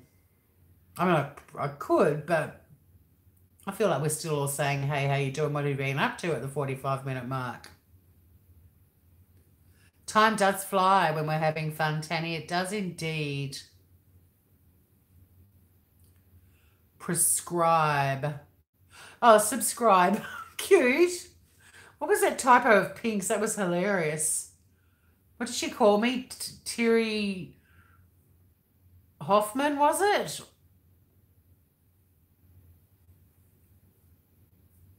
Terry. It was cute anyway. And then Robbie said Gary instead of Gray. So then we had Dawn with her hot husband, Gary. Oh, we had it all. No, it was actually Tiri, I think, Tanny. I think she called me Tiri, Tiri, or something. Yeah. So it was cute. I love being live too. I'm going to come on next time. We'll be in Adelaide. I'm not going to have any subscription boxes to play with for the next 10 days. It'll probably be when I get back a Bella box. I'm still getting the quarterly Retreat Yourself box. I'm still getting the Goodness Me box. And then I have ordered a box, but I don't know if it'll be here by then. But I have ordered the interactive box for all of us. That's actually coming from the United Kingdom. And I'm a tight ass. I didn't pay for the most expensive postage. I figure it'll get here. Bless you being there. Yeah, of course you are allowed to. You go forth and multiply being there. You do whatever you want to do. We're still here, Mel. After basically slamming Love Your Box and saying I was ripped off and got sent something wrong, I got this month's box. I found it in their list. It just so happens they have themes each quarter. And this particular quarter was devoid of a vibrator. Every other one they've done, every other seasonal box has had vibes, lube, decks of cards, 52 new ways to do it, perform oral sex cards, little I Vibe rabbits. I mean, they had a whole rabbit-themed box, for God's sake. A whole rabbit. They've got like a little finger one, a big one, a little bullet one, a little tickler one. They've even got a rabbit condom. And then there's another box that has vibe therapy with a vibrator, and it has Orgasmix, which is an orgasm enhancement gel. That one did come with FemFresh wipes, and I would have been throwing straight in the bin. I'm not a believer of putting things like that down near your fenula region. Then there's another one with a rabbit, condoms, love notes, a crystal, a kinky sort of crystal thing. I probably would have been a bit disappointed with that one too, to be honest. And then there's this one, which has the Deep Down Detox Mud Mask, Oral Sex Candy Blowjob Blast, some sort of strawberry lube. And then this one's got my first pleasure bow and a candle and some Kegel balls or Kegel balls, and it's got another little vibrating thing there and some lube. And then this one's got a rabbit style vibrator. This is the one with the getting and giving amazing fellatio 52 oral sex tips and heaps of grubby looking things. What's that? Something bones with a skull on there. And then there's another one with the staircase to climax with a bullet, and then the last one is the lingerie.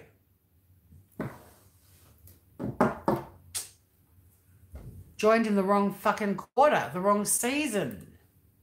And we're going into winter, and I live in Tassie. Do you honestly think I'm going to be walking around the house in these very often? If they were made of Ugg boot fabric, I would.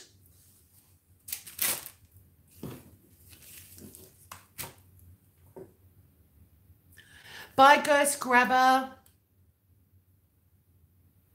You'd have a sexy day too. No. I'm not going to be busy at all, Mel. All of those toys were in other boxes of the Love Your Box, but the Love Your Box that I got was like the lingerie one. They sort of do themes. You're making tacos. Well, that's appropriate. Bye, Ghost Grabber.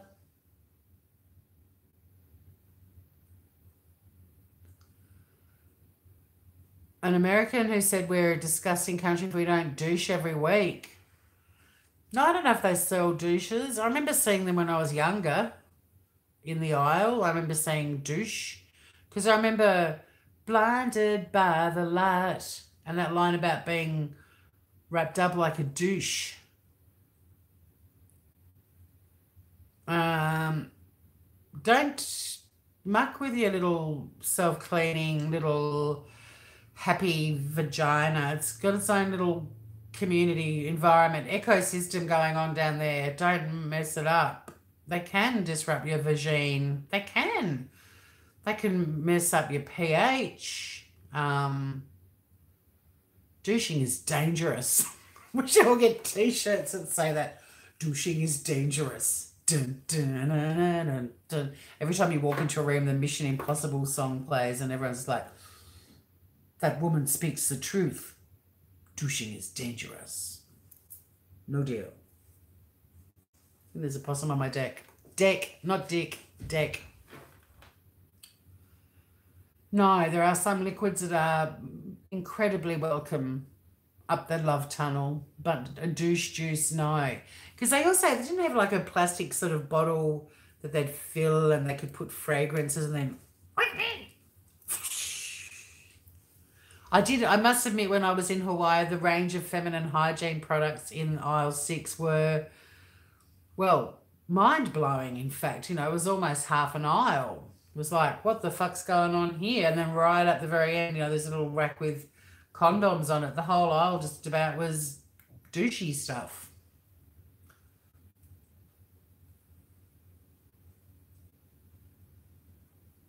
I was about to sign off because the numbers were dropping and some other fucker came in, but now they've left. Being there still registered, I think that's kind of cool. Don't give up on YouTube being there because, like I say all the time, there's so many cool channels and things to discover out of the YouTube world. Everyone's got to branch out of that little dive bar. Remember that little analogy? We all kind of... A douche. Well, I think a douche is a dickhead dude, personally, but a douche is like a thing that you put liquid in and you stick it in you squirt it up into your vagine and it flushes it out. And I only know this because I've seen the plastic bottles. I've never actually done it to myself, nor will I. But yeah, I feel like we all met, a lot of us met anyway because of true crime interests and so on. But everyone's got to get out of that little dive bar analogy that I gave months ago now, that, we're all like, we're in this little dive bar and there's a whole city full of high-end cocktail bars and restaurants and other places to go. Here's the sad reality of my life. I got home last night and it was pretty obvious some shit was going down on the YouTube's world. Do you know what I went and watched? And I'll actually get the link and put it in here. Hang on, give me 30 seconds. You won't believe it. I was like, do I want to sit watching drama and people just talking about each other again? Hell no, I said to myself, not at all. So I typed in, if you are ever on YouTube, and a lot of the American channels have all shut because they're all asleep, if you just type in live now in the YouTube search bar, any channel that's live now will come up. So in fact, let's do a test and see if mine pops up, because I do wonder how like people like Anna wander in. It's like, how'd you find us? Live now. I'd be a long way down because, we're the smallest channel on the YouTube world. But essentially, yeah, every channel that's live at the moment comes up in a list, except for mine, it appears to be. Oh no, you've just got a lot of scrolling to do. Not you don't think you're at the end of the live now list and stop. You just keep going because you'll find stuff. But anyway, so I did that last night, and funny enough, they're live now as well. And I went to this channel. Still no movement there. Okay, so there's 17 people watching at the moment, and a few of them were there last night. If I went in there now, they'd be like, g'day, Tori. In fact, I will. Hey, guys. Still no news. And I was mesmerised by this channel. This channel's now going to become popular. I shouldn't say that. Well, they've got 422 subs, and there's 18 watching their channel, and what we've got 18 as well, all right? So here's the link. And I found this little channel last night, and it is called Tommy's Live Goat and Deer Cam. And he's live at the moment because a mum of baby fainting goats is in labour. Well, she should be, but it says being born live now, but that was quite a while ago. And he's got a little farm. You had 2 in your live. You went live when I got home though, Mel. I would have come in. Unless you were live when I went to bed. I got to bed quite early.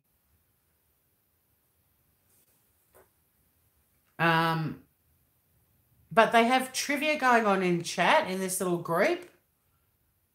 Hang on. I'll see what the question is and I'll read it out. What is a group of foxes called?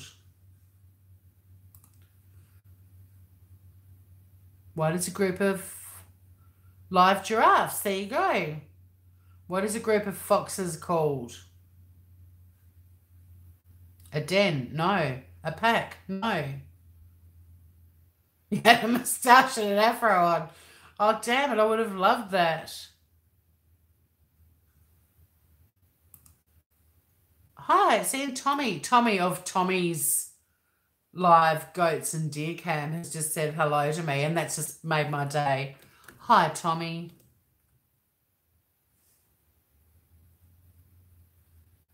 Hi, Tommy. Good to see you, mate. So, yeah, they're doing... Oh, I called him a pate, mate. Sorry. Lol. Anywho, there's a camera on a pen with a very heavily pregnant goat who's going to give birth any day now to baby fainting goats. And it's on 24/7. But he's got a farm, and he also goes to other cameras that he's got. And one of them was when the sun starts coming up and it's breakfast time, they put out the feed, and all these random like deer, goats, guinea fowl. What else was there?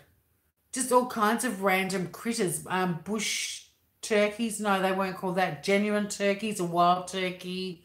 And they all came and ate breakfast together. And it was great. And it's silent. There's no volume. You can just put on your favourite music and watch this heavily pregnant goat just standing there.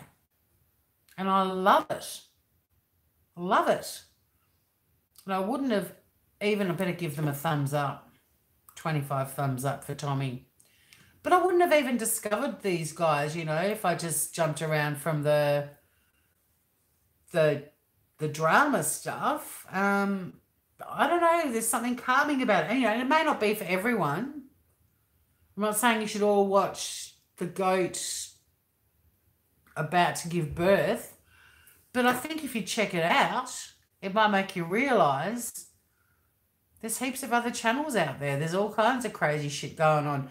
I also found a scary as fuck channel. They play the creepiest home movies ever. Like, you know, people with security videos, or, you know, in a restaurant with a camera on and everyone's left and chairs moving. And this guy went into like this drug house and it was just fucking terrifying. And I was just waiting for someone to come out, you know, behind a corner. And there was blood everywhere and stuff on the walls, and it smelled of piss, and all these people were watching, and I was like, fuck, that was pretty full on. But again, you know, it was, people were just in there chatting and watching this weird shit together. That channel fucked me up a bit, I think. The link didn't work. Really? Why not? It went straight to it for me. Oh my God, I just jumped out of my life. Oh, that's right, it's up there. Did I say that? No, I didn't see the goat's mucus plug. I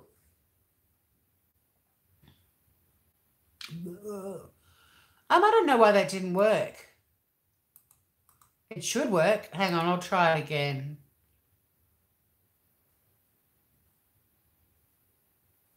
Apparently one of the goats is being a bit mean. There's a bit of drama going on in that. There's drama in the goat channel. All right, here we go. I'll try it again. Try that one now. I'll write it out as well. It's Tommy's. I'm actually just going to copy it because it's Tommy's Live Goats and Deer Cam. Started streaming 11 hours ago because she went into labour and the poor thing hasn't given birth yet. And she looks big and uncomfortable. Here, try this. Oh, this isn't the link. This is just the name of it.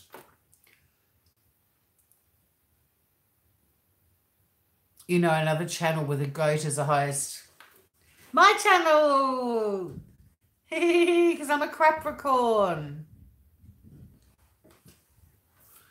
I'm a goat. I got all this sexy lingerie and no one to show it to. I have to take it to South Australia.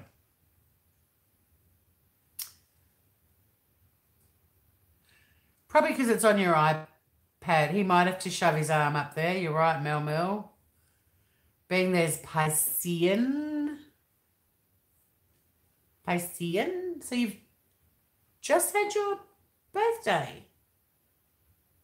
March the something thing. Yeah, you'll just have to sort it out. But the water carrier, the Aquarius. That's right, 18th. The same day as one of the loves of my life. One of the many loves of my life.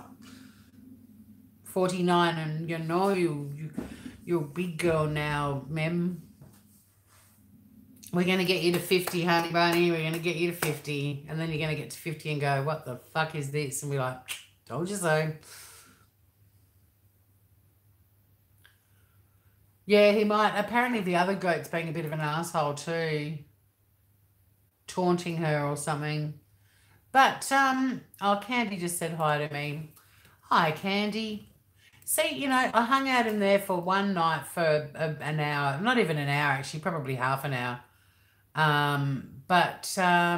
you know, friends for life. We love the pregnant goat shit. But type in, yeah, I remember you saying you were going to make it to 52, and that's how I knew that you were, I mean, 50, not 52, but fuck, why not aim for that? And you can be my age. But no, I remembered that too, Mem. No, I haven't seen your last horoscopes yet, Mel. I don't get notifications for you ever, ever, ever. I have to sort of like be, right, shit, hang on a minute, I better see what Mel's up to. And then I go and watch stuff. But I never get a Mel's Live now. Nothing. But once again, I've got something to masturbate to after I finish my live. Wouldn't that freak you out if you got a comment under your horoscopes going, this was delightful, I masturbated to it. It is called having no kids. It is. I mean, I must admit, my child-free community, we do all look a bit younger than we actually are. They do every now and then, you know, guess my age threads, and everyone looks ridiculously young.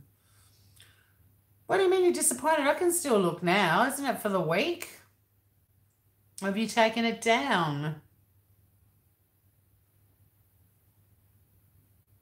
You'd be stoked if someone... I masturbate to your videos. I've done that for Mel Mel's channel because that was a trick we all learned ages ago. Whose channel was it? We weren't getting notifications. Quite a few actually. Yeah, and that sort of went out there that was the way to fix the problem, and I've tried it, but it hasn't made any difference at all. It's there. Thank you, Mel Mel. I shall check it out. I mean, I've only just discovered on YouTube channels how to go back beyond and find old videos and stuff. There's still so many things to learn. Yeah, heaps of channels weren't working. I've got 2 thumbs down. Isn't that nice? People are people. I'll give you another channel that I love. Oh, they're all excited. Candy's, I'm great, Candy. Are the kids on their way? They're very excited at Tommy's live goats and deer. But that's the thing, you know, like, I just think it's fun to watch. You've been getting all of them late. Yeah, me too, KK Bronson. I get them like an hour or 2 after they've been live. It's weird. It's because of you being there. What's because of you? You've messed up all of the notifications on YouTube? You're powerful and mighty. I respect you. I know Mel's saying it's not you being there. So she's claiming responsibility for screwing up the YouTube notifications.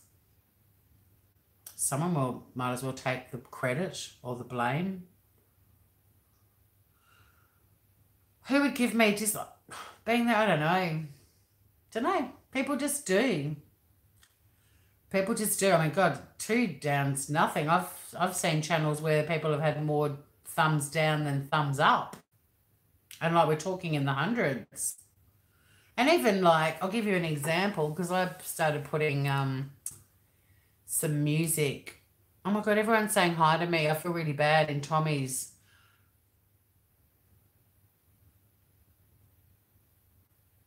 They're very excited in there.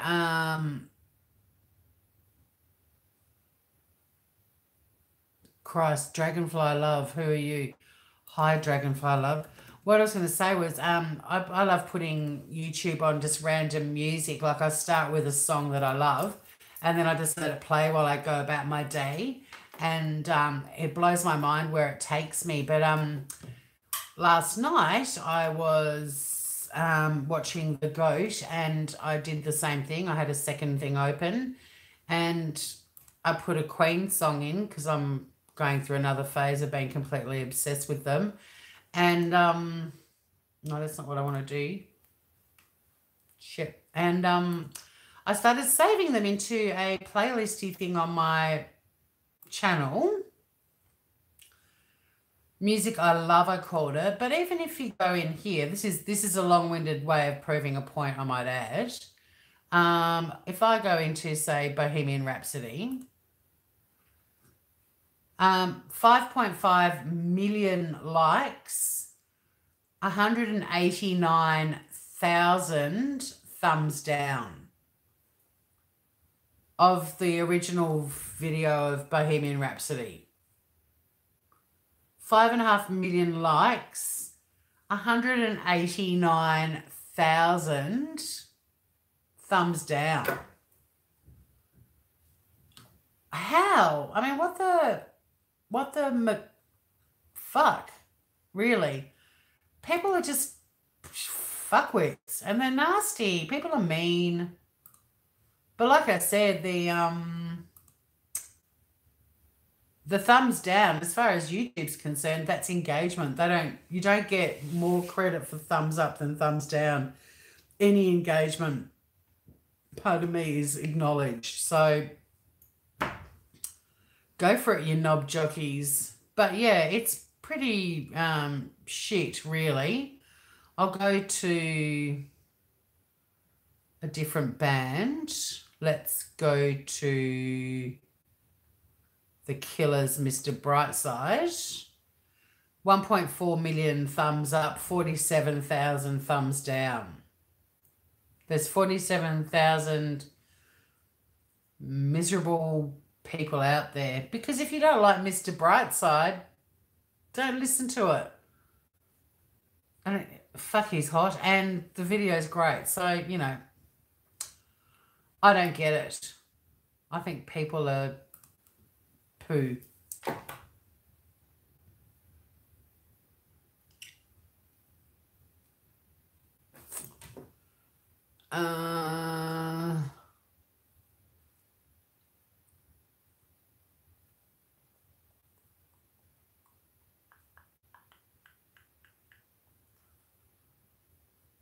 Guns. People put thumbs down if something is sad. Do you reckon? Thumbs down?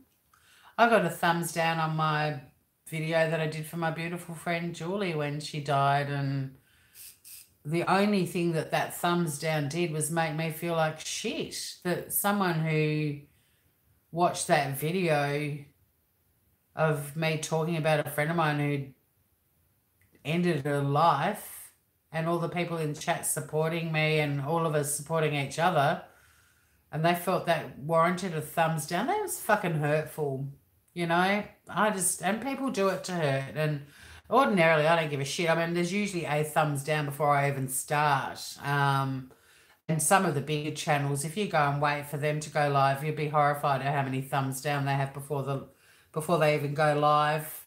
Just people. They're miserable. But I can tell you one thing, it's not people who've got their own channels or put anything on their channels, because you only have to do one video where you get one thumbs down if you're sensitive and it hurts you to know what it feels like. So anyone that actually had a channel who had any sort of sensitivity wouldn't do it, because it does affect you. And it's only because YouTube wrote an email saying, don't get upset by thumbs down, not to me personally, but saying we're monitoring engagement, and thumbs up, thumbs down, it's all the same, because people have actually asked them to consider removing the thumbs down feature because it has a psychological impact. And I mean, it's not going to on me with 2, but, you know, those figures for like that Bohemian Rhapsody. Imagine if you're one of those massive mega channels that's got 10 million people and you've got to put up with 758,000 thumbs down every time you go live or you upload something. Don't know. People are just, I mean, I don't expect millions of thumbs up, because I'm just sitting here chatting and, you know, talking crap with you guys, and I really enjoy doing that. But I'm not doing anything that you'd sort of be going, oh, round of applause, bravo. Doesn't bother me, but some of these people that are doing incredibly creative, clever stuff, getting all these thumbs down, they must just feel like shit. You'd have to after a while.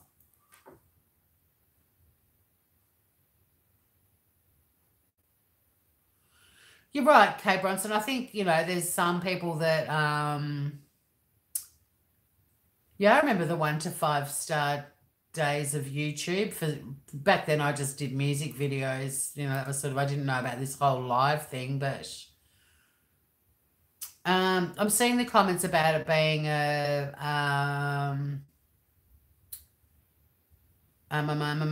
accidents, and I agree it might be, but I disagree when it's before the live has even started. I think thumbs down. I saw a live maybe even today, and there were already 27 thumbs down before they went live. They're deliberate. You can't tell me they're accidents. I don't believe it. They're people that have deliberately gone there before something's even started to go, this sucks. And it's not about, I don't rock myself to sleep and cry uncontrollably if I get a thumbs down, but I did get upset or affected by the thumbs down on the video for Julie, because I took that as just being a cunty gesture, whoever did it. I'd never, if I watched something and I was a bit about it, I wouldn't put either or. I just wouldn't even watch it.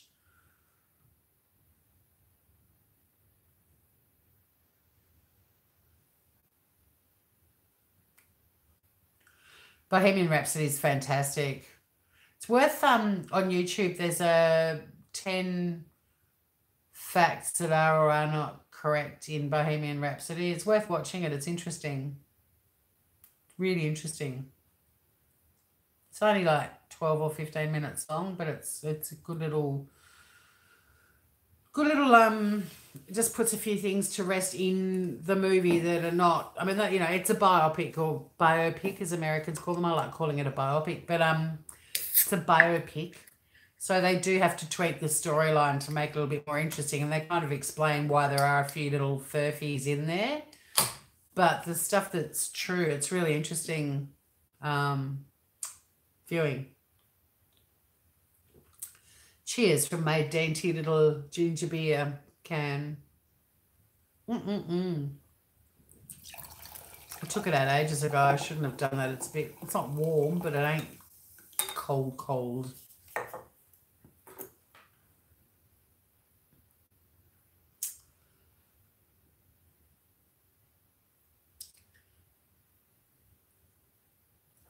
I don't think, in our neck of the woods, that if you did that to someone, you wouldn't go, that's sad, bro. That's sad. You'd be like, you suck. That's fucked. That's crap. I don't think it means something sad. And if it does, then what's gone offline, Mel?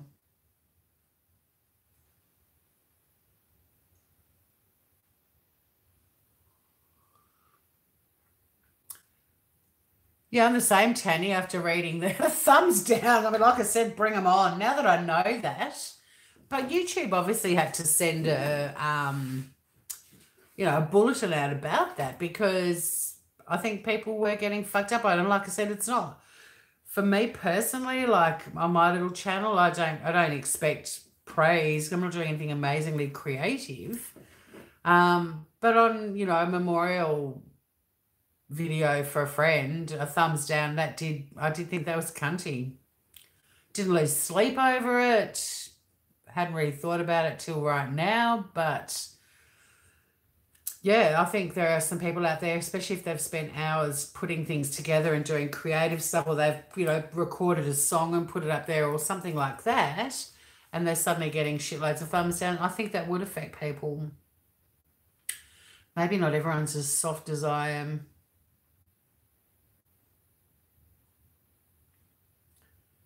Don't feel old when you're on a channel of someone who's older than you being there.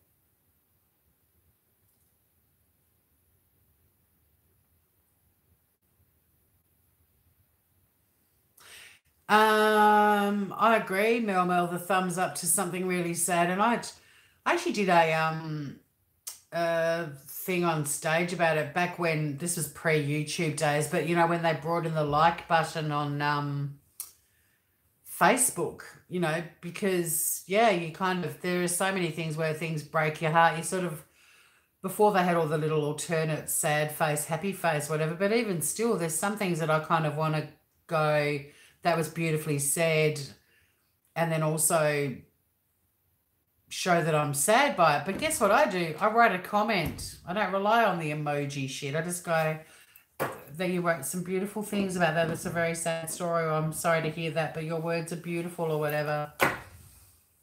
But I know what you're saying. Isn't it funny, though, that we're discussing at length the power of symbols, where people could actually just put a comment under your video going, rock on, sister, or this would be more interesting if you weren't using a selfie stick shoved in a wine bottle, you know, whatever. I don't know. We don't use words anymore. It's all... But I actually vowed, when the like button came out on Facebook, I vowed for a year to not use it. My vow, and I stuck to it. Didn't use it for a year. And I rarely do Facebook now anyway, but my view was, if you see something from a friend on Facebook and you're about to hit the like button, then there's something that's probably a good reason to give them a call, because they might have a new house or a new job, or they might have a new baby on the way, or baby goat has just been born on their channel, whatever it might be. So I got in the habit of writing a message or calling them. How novel. Went a bit retro and, you know, actually communicated the old-fashioned way. That little green phone button on my phone actually called people and I could talk to them. Couldn't believe it. Fucking anti-social network. I could bitch about Facebook and social networks for hours. Not bitch, complain. If you want to hear me whinge even more than I already do, that's the one.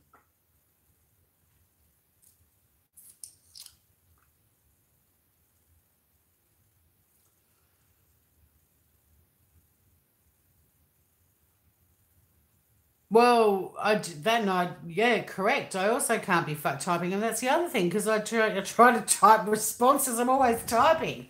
Everyone else is still able to type at fucking 12 o'clock at night because they've been just hitting a like button all day, whereas I'm actually like, that's fantastic news about your new house. I'll give you a call this weekend so we can chat about it, you know, like it's...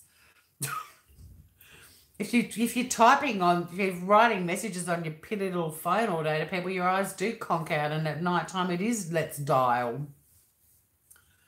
But everyone that just hits like, they've gone, I've touched base with 70,000 people I know today. No, you haven't. You've hit like 72,000 times. I know, I don't know how you do it, because you just use your one thumb too, don't you, being there?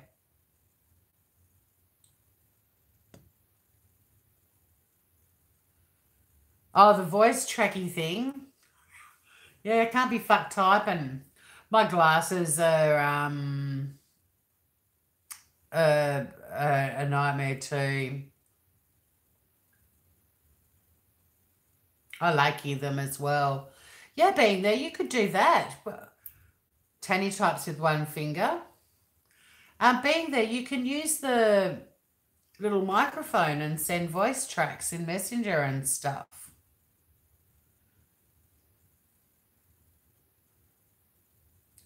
Jesus, 2 hours and 18 minutes.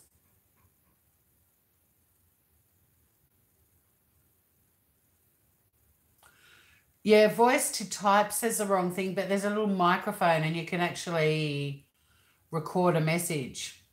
So you press the little microphone, you go, "G'day, Hodgie. How the fuck are you? It's Mem. Message me back, you fucker." And then it sends a little recording of you.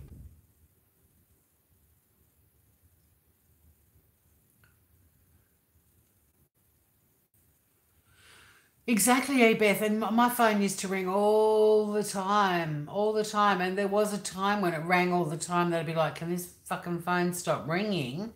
But now if it rings, it's like, what is that unfamiliar sound? What could it be? Like it almost freaks me out. It's like, oh, that's my ringtone. Haven't updated that for a while. But I used to be like chatting on the phone. And back in the landline days, the cord wasn't long enough. You could never get comfy. You'd sort of end up sitting on the kitchen floor, but the cord would be fully stretched, or you'd have to hold it in the hand that wasn't comfortable because the cord wasn't long enough. Used to talk for hours. Remember too, we were chatting about that the other day when you used to get cross lines on landlines and you could hear other people's conversations. I used to love that. I mean, you rarely ever tapped into any interesting conversation. Be like, yeah, Barry, we're taking the boat out next Friday. Marge is going to pack us a bit of lunch. I'm going to grab us some beers. Just bring your life jacket, some tackle, your rod.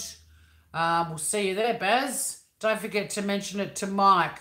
I can't remember his landline number. I know it's only 3 digits, but I've forgotten the third one. See you next week. You get the women going, yes, Marjorie, I did get my hair done and I'm very pleased with the outcome. Oh, I'm delighted for you, Rose. Me too. There was never anything interesting. You wanted the fighting couple. You wanted the couple going, did you really sleep with our neighbour last week? You never got them. Party lines. They were funny too.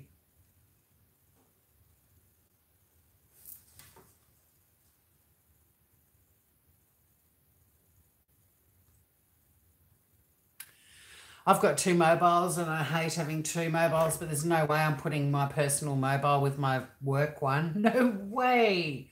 Our employment contract says if we leave the company or if we're removed from the company, they get to access all of our private gadgets if any of them have been used with any work-related matters ever. Over my dead body. Imagine that, having all your personal electronics removed for them to do a swoop to make sure you don't have any confidential information on your gadgets. Don't have anything confidential on there, but I've got a lot of controversial stuff. If they hadn't sacked me before they took it, they'd certainly sack me after they took it. I sounded like Ted Bullpit. Jesus Christ. Jesus Christ.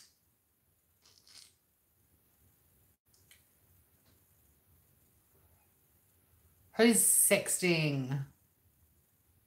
Being there with her one finger. Me so horny.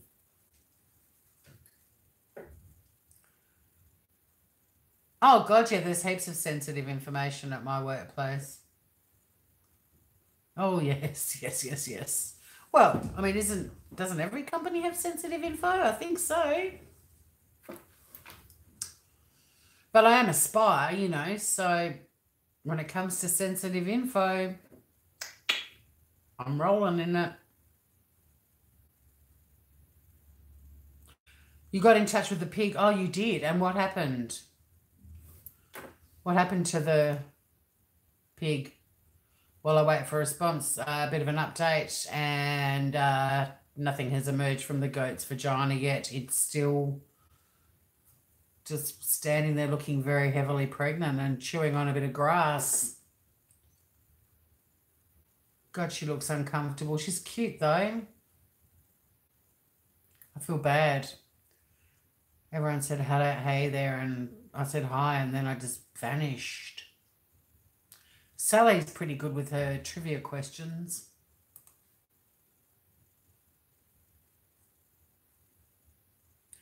He was caught in a pub by 2 people who we got in touch with, and they gave you his details.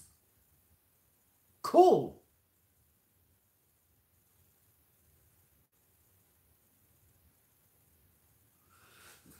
State government health. Yeah, I don't feel like I've got nothing to hide, really.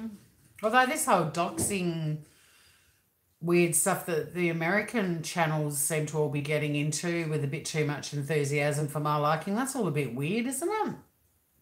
I'd like to think that every employer I've ever had, if they got a call from someone going, your employee's on YouTube and she's an idiot, they'd just be like, go away, child, and hang up on them.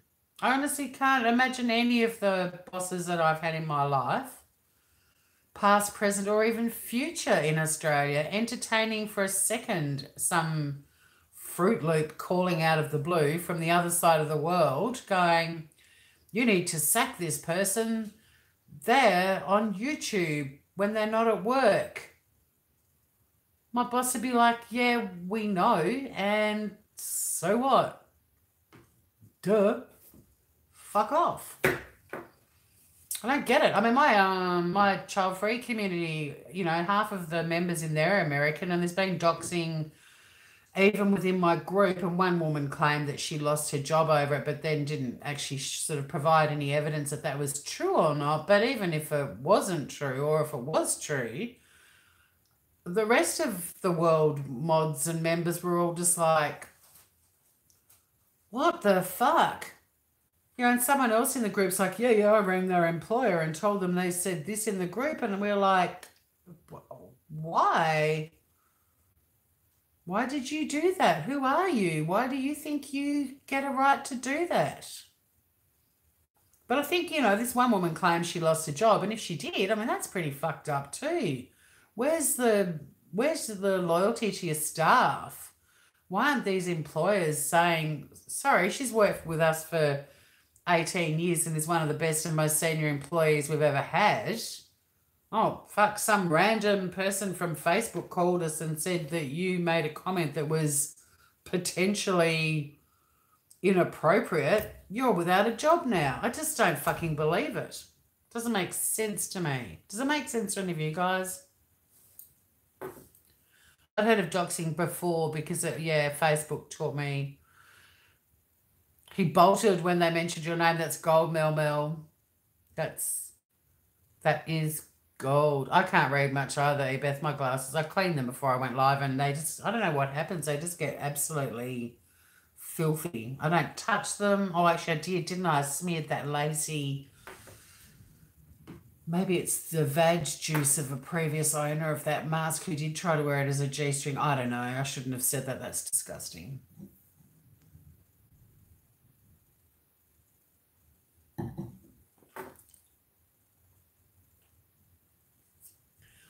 Oh, that's Tori. We know her. Sounds like they do, eh, Beth? Whereabouts are you again? What part of the States? Joshy ate half a pizza. Joshy, that's my boy. Half a pizza. Hey, go, you good thing, go.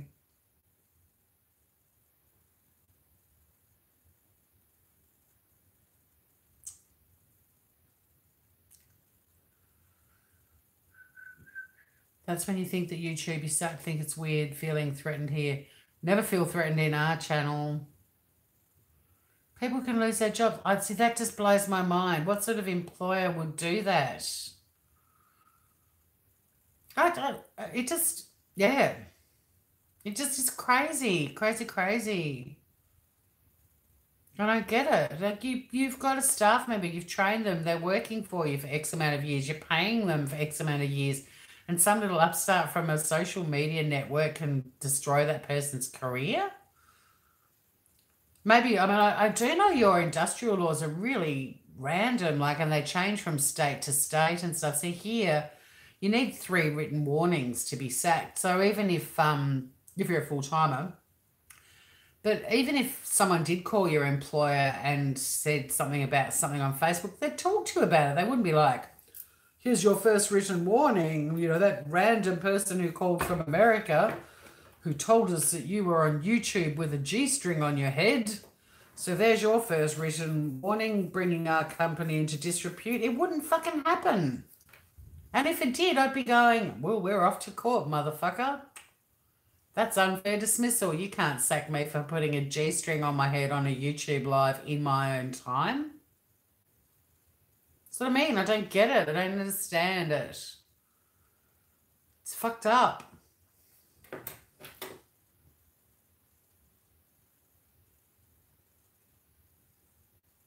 Oh my God, Mel Barrow managed to bypass a lock on an old rotary phone. Oh, the black button ones. It's pretty cool. Mel, how do they go online for so long when they have kids? Another good question. I do not know. I do not know. Not only how do they go on for so long when they've got kids, but why do they just go on to talk about other people for 7 hours when they've got kids? Like the goat people, that goat's been in labour for 11 hours and she still hasn't delivered. I get that, you know. People are waiting to see those little fainting baby goats emerge, but you know, there's a purpose. We all want to see these little fuckers emerge from mother's womb. I mean, I'm highly immature, but if I did have kids and I wanted to be on YouTube, I'd probably be doing some kind of thing that would involve my kids some of the time. Isn't it funny? Shanann Watts was, here we go, Chris Watts. Shanann Watts was so heavily criticised for having her kids in her lives, even though Thrive or Lavelle or whatever they were called asked them to show their families in their lives.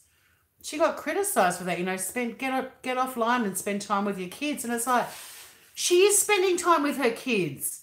You fuckers who are all online bitching about each other who have kids, where the fuck are your kids? You ripped Shanann to shreds for having her kids on 15-minute lives. Her kids were with her. She was cooking in the kitchen. They were singing songs. They were doing weights and squats. Her kids were there. Where are all these kids of all of these mothers who are all fucking on YouTube bitching for hours on end? They're the very same women who bitched about Shanann having her kids in her 15-minute lives and saying, get off YouTube and spend time with your family. Hypocrisy much? Fuck me dead. I think I just completely sliced my finger with my fingernail. Look at that. Please don't say it's a Sharpie and I'm doing a, you know, pretend thing. That's a legitimate slice from my claw. I think this is why people actually watch my live. So the unboxing is just a 2-hour ruse. It really is. See, look at me though, 2.5 hours in. If I had a child that had even a shred of my personality, there's no way I could have done this for 2.5 hours without that kid being bouncing on the furniture behind me or swinging upside down or, you know, throwing things at my head. I've got to catch up.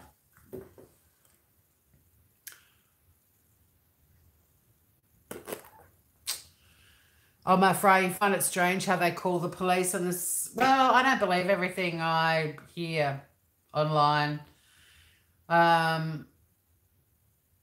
Call me a cynic, but I kind of like to actually see things to believe them before I mean, you don't have to film the people from CPS standing there, but who was it who filmed the cops rocking up? Oh, it was Analyzer. She filmed the cops. The cops were called at her place. She filmed them. I believe the cops were at her house. Do you know why? I saw them at her house. But all these other people that say all of this shit happened and don't actually provide any evidence of it, not saying it didn't happen, just saying I'm a cynic and I don't believe it. I don't believe everything you hear. And the problem, I think, with YouTube is a lot of people do believe everything they hear. They take everything as gospel and believe it and go with it. It's pretty dangerous. I think if you watch some of those channels when stuff like that's happening and you look at what goes on in chat, it actually scares me how many people just blindly go, this is bullshit. Oh, why the fuck is this happening to this person? And they're all like, yeah, it's fucked. It's like, where's the proof this even happened? Why are you all believing it? Why are you all believing that random person on YouTube? Why do you suddenly trust them with your life that they speak the truth? Why doesn't anyone question it? Everyone's just like, "Oh, this is fucked. Yeah, it's fucked." And then they're all accusing someone of doing. Yeah, it must have been them. It must. It's like, whoa, lynch mob palooza. Put down the pitchforks, people. And at the very least, if it is some sort of war that's going on, if one group's going, it must have been her. Anyone that doesn't check out the other channel to see what they're saying is an idiot, because consider both sides. If you've got two sides readily available, look at both of them and then make a decision. Yeah. There's a side to the YouTube. Well, we've discussed this so many times now, but there's a side to YouTube that I find incredibly scary. 1984, George Orwell says in there that governments will dumb down populations so that they can control them. YouTube is living proof of people that have been dumbed down to not even be capable of their own independent thinking, or not challenging something, or not wanting to see if there's another version of it. Like, read 1984. If you want to read a book that sums up what's going on in our lifetime right now, read that book. It'll blow your tits off if you haven't read it since you're at school. I think people are leaving because I'm ranting. Oh, Sweet Dreams being there. I can't keep up with the chat. Love you being there. Good night. Nighty-night. Is that a little ambulance or cop cars? It's a cute emoji, whatever that was.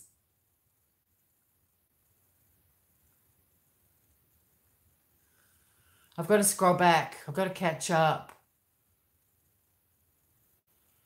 God, you guys have said so much stuff. All right, I'm back at the dial phone, Mel Barrow. Ebeth, you're in Texas, right? TV's on for Joshy. I agree, Aussie girl. I think it's very weird. People run when your name is mentioned, Mel. Why? Are you dangerous? Oh, yeah, the credit card guy. Really? Ooh. You're the chopper of my lifetime. Dad had chopper in his world. Mel's my chopper.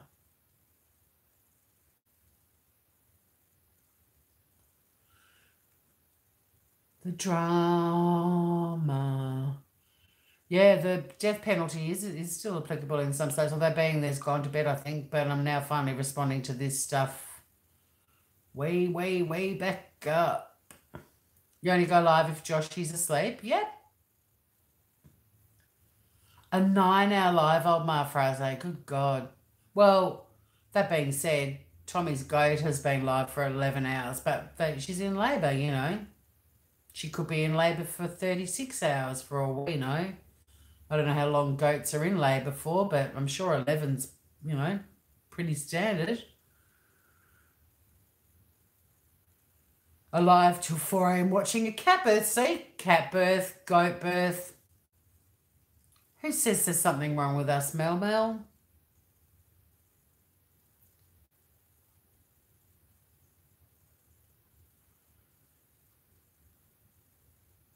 The bitching continued on a live crime channel again last night. It's ridiculous. They antagonise the hell out of people. Yeah. But isn't it scary too how many people watch it and hang on every word and believe it, and then go to other channels and scream at people and say you're an asshole for this, and the other people are like, we didn't do anything, and they're like, yes you did, everyone's saying it was you. And then all these other people are putting their hands up going, everyone said it was me, and everyone else is like, no one said it was you. Yeah, they did. I don't know exactly what happened, but, this sort of seems to be the general pattern. And then someone completely brand new you've never heard of before has a channel, and they're talking about everyone like they've known about them forever. And they're suddenly, then the next thing, they're getting abused by someone. So then you've got all of their videos going, I'm being abused. It's like, well, where the fuck did you come from? It's insane. It's like captivating, horrifying, compelling, repulsive, mesmerizing, train wreckaging, all rolled into one. Like, I don't know about you guys, but so many times I get off YouTube and I just walk around my house or wherever I'm just going, what? I can't find words and I still don't get it. I still don't get it. How many months have we had all this? And it's all of YouTube. There must be so many other channels that are like this too. Or is it just the channels we're watching? I had that thought yesterday. Imagine if this little true crime community that all kind of came together because of Chris Watts, for the most part, imagine if they're the only channels on YouTube that are all doing these 20-hour lives bitching about each other. Like, imagine if the rest of YouTube's really well behaved and everyone just loves each other, and if they don't like other people's channels, they just don't watch them, but they don't bloody say anything on YouTube. Like, imagine that. Is that embarrassing? Do you feel a bit grubby that we might be part of this horrible, weird little community that the rest of YouTube's just going, who the fuck are these knobs? I don't know if I want to be connected to them. What if we are the laughing stock of YouTube? I mean, fuck it. Some of those channels deserve to be if there aren't other channels like them. YouTube's probably just going, everything was fine in here till that fucking Chris Watts case, and look at this shit. The tiniest fraction of YouTube channels imaginable is causing the biggest amount of head fucks for everyone. And we're part of it, people. Just be careful where you go and who you speak to. Jesus Christ. I don't even know who's left in here now. I think she was a good mum, Tanny. I'm a long way back, aren't I? Yeah, this thing is stinging. This cut, look, it's bleeding a lot now. Well, not a lot, but it's bled a bit more. It's not a Sharpie. It's a legitimate paper cut. Well, you want to inbox something. Call Triple O. I'm just seeing Mem's comment about my scratch. Gosh, she's funny. Oh, it's the ambulance. Two people are speaking to Shanann and the kids through some medium. Meanwhile, their super chat is on. I don't quite know what that means, but yeah, Tanny, I know. I mean, I remember us being driven around, left, right, and centre, and being, Mum was just constantly on the go with us, and she worked full time as well.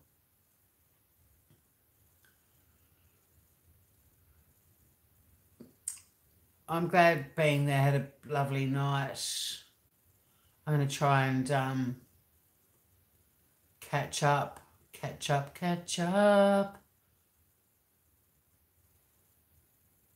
I think, Tanya, you might be talking about Analyzer. I don't know. God, you guys are chatty cunts. I can't read all of this.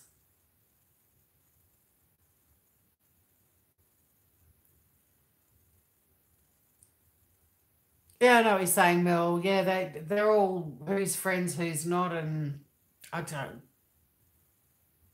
know. There's people across all of the major channels that I like for different reasons. Like I think some of them were doing fairly good content and were being quite interesting human beings, and then they got caught up in the drama. But one thing I find very weird now is if anyone is in a channel and they say something, the number of people that pounce and go, I saw you over on her channel, and then it's like, fuck you, you're not the boss of me. I decide who I like. I watch channels for my own reasons, and I'm talking about going into a channel that's actually got some content and they're doing some true crime thing, or they're having an interesting discussion about something. And, if you say boo, someone else is like, I saw you in her channel. Yeah, it's like, if you want to declare war on each other on behalf of these channel creators, go for it. But I've got my own brain. I can watch who I want, and I don't need you telling me that I'm a traitor because I might have been in one channel. So I mean, I've actually become silent because the subs are actually putting me off. If there's someone doing something and I quite like their take on things, or they challenge my thinking and make me think about things a slightly different way. Although that being said, there is a channel that claims to do that, but that's not one of the channels I'm talking about. It's not a channel I really am that interested in. But for the most part, if someone's got a new take on something, or they've got information on a case that I'm following, whatever it might be, I won't comment in there now, because the subs are brutal. The subs are brutal. And I, I, I don't think it's just because I studied law. I think I would have actually been one of those people that looked at both sides of the story anyway. But maybe it was law that made me be like this. But I don't think there's more than two sides to most stories anyway. But yeah, I'm not going to be told by some fuckwit on YouTube I don't even know that I can't watch a certain channel because I watch someone else's channel and they're fighting now because I can't keep up. I don't know who loves each other and who doesn't love each other. And for the most part, yeah, I'm moving over to live goat birthing channels because they're harmless. No one in there is going to say, I saw you in the pig birthing channel yesterday. What are you doing in here? I'm just into watching animals giving birth. I'm weird like that. Fuck. But yeah, I've seen people going in there and they comment and someone was like, well, you're actually a fan of so-and-so. And they're like, I've never said that publicly ever. Oh, I mean, like, there are channels I watch because I don't like the host as well. I like heckling people that give me the shits, you know. Like, but I don't want some sub telling me what kind of person I am because of what channel I go to. Like I said, I want to stick to the goats and cooking with dog. And again, it's not a cooking show about cooking with dog meat. It's a show about a person who cooks, who's got a dog. So they're cooking with dog. But it's an Asian channel, which makes the title even funnier. Because they do eat dog in parts of Asia. That wasn't a racist comment. I've eaten it. I've tried it. I've eaten horse as well. Can we still be friends?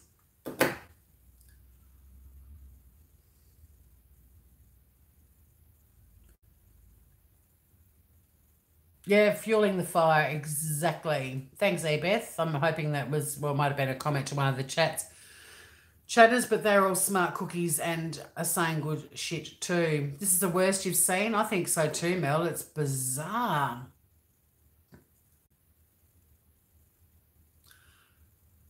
Yeah, I know that the woman who died of cancer, that was really sad. But I've only heard this story about people not believing that she had cancer since she died. I saw her channel while she was still alive and believed her and then knew that she died. But it's only since I've been in the true crime community that I've heard about how she was really badly bullied and attacked by people on YouTube. So yeah, I mean, it's obviously been around before us, but isn't it interesting? It was the true crime community who knew about that too. Who are these strange people we follow and why do we follow them? Because we like crime, but there's heaps of interesting true crime channels, by the way, too, well beyond the sphere of channels that many of the subs are hanging out in, just saying. Heaps. Heaps and heaps, and some of them are really, really, really good, and some of them are really well produced too. Like, they're like proper TV shows, but they're just YouTube based.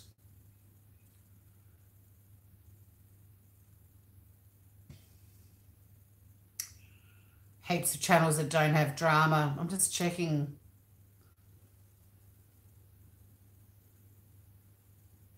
Oh, they're getting water for the goat. See, there's a bit of drama.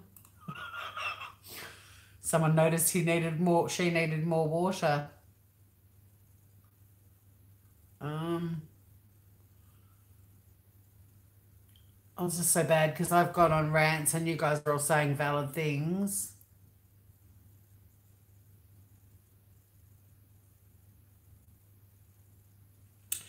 Yeah, Tanya, I think, at the end of the day,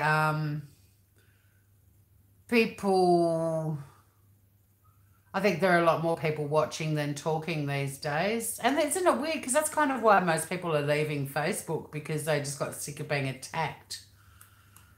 And now it's happening on YouTube.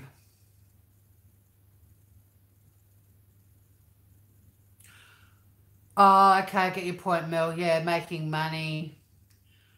I don't know. I mean, I've never really thought about um, it's still entertainment, Like I think Super Chat, like my theory about Super Chat is YouTube created it because channels started to get so big that content creators, whatever they're called, channel creators, couldn't read all the comments. And the whole point of a super chat is to highlight if you really want the host to see what you're saying, which is why all the people that get butthurt about you didn't respond to me, it's like, well, pay fucking $2 and they'll notice your question because they do. So I don't know. I sort of, people are doing 6, 7 hours and stuff. I mean, don't get me wrong. I'm talking about people that do long lives of creative stuff. I don't have an issue with them making money if it's entertaining people. But I agree with you, Mel. I think there's also an issue with people making money off a crime, but I don't know if this is I don't know if I'd take it that far, but I do know what you're saying. And there are some instances where I think it's definitely appropriate to donate any money that you make or whatever to a charity and so on. If you're going to sort of cash in on some human tragedy, like say there was a tsunami, if you were going to start doing a heap of lives about that, and you were getting super chats from that, I mean, I'd be donating that straight into one of the relief funds personally, but some of these people, it is also their living. That's how they make a living. Which kind of, in a way, I think, fuck, wouldn't it be cool? I mean, if all you had to do is just sit and talk, but you don't, you've got to do a lot more than this. But there are days I just think, oh, imagine if I had lots of interesting things to talk about. I could actually stop working and just get paid to sit on YouTube all day. But I get a sore bum. Fuck, 3 hours nearly. I've got to go, Groovers. You must be sick of me, all of you.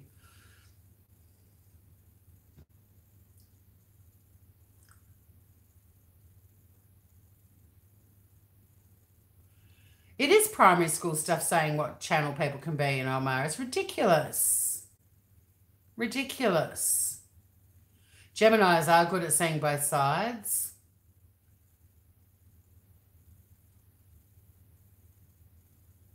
John, who's he doing a documentary on? Yeah, Curry Channel Zero Drama, correct.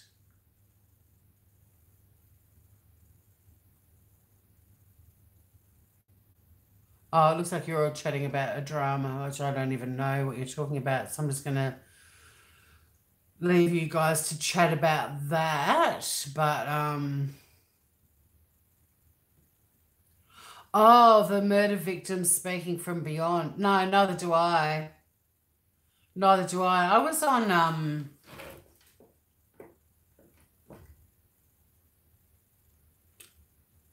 Oni's channel one day. Or was it Jay? It was me, Oni, Jay, and someone else came along later. Like all, people with big channels and me just being on there for some reason. I was on with Jay. We were talking about Chris Watts. This was back in the Chris Watts when he went on Doctor when he went on the Dr. Phil, that recent-ish. Anyway, look, to cut a long story short, they got the spirit box out, and every word I was just thinking of cocktails or lyrics from songs. I was taking the piss, and I was actually waiting for them to kick me off because I was being so silly about it. But then that Daddy No comment that was made in one of them, I think on Jay's or Oni's again, and then they were the exact words that Bella said, and that came out like a week or two later. That was kind of freaky, but I know what you're saying. But yeah, I kind of took the piss and thought that they'd kick me off. I mean, I really had no idea what I was even on that panel for, because I was like, I've really got nothing to contribute at all. Here I am, though. I think they just had me on for my accent, possibly. How long does this kid need to fish? Oh, the Jennifer that died from breast cancer, John Crimes, is doing something. Okay, cool. Hey, actually, it's John Crimes I heard talking about how she was treated on YouTube, like back when we all discovered YouTube. I haven't actually watched John Crimes for a long time. Kind of forgotten about him. I think the last I saw was his documentary on, oh God, I'm going to be the most, Caitlin. I was going to say we're the most horrible person in the world if I forget her name.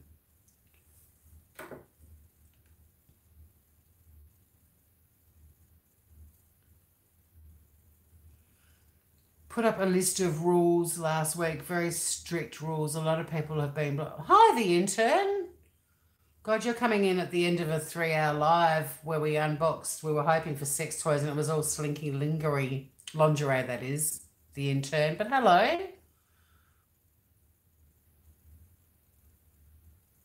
But no, I get your point, Mel Barrow, totally.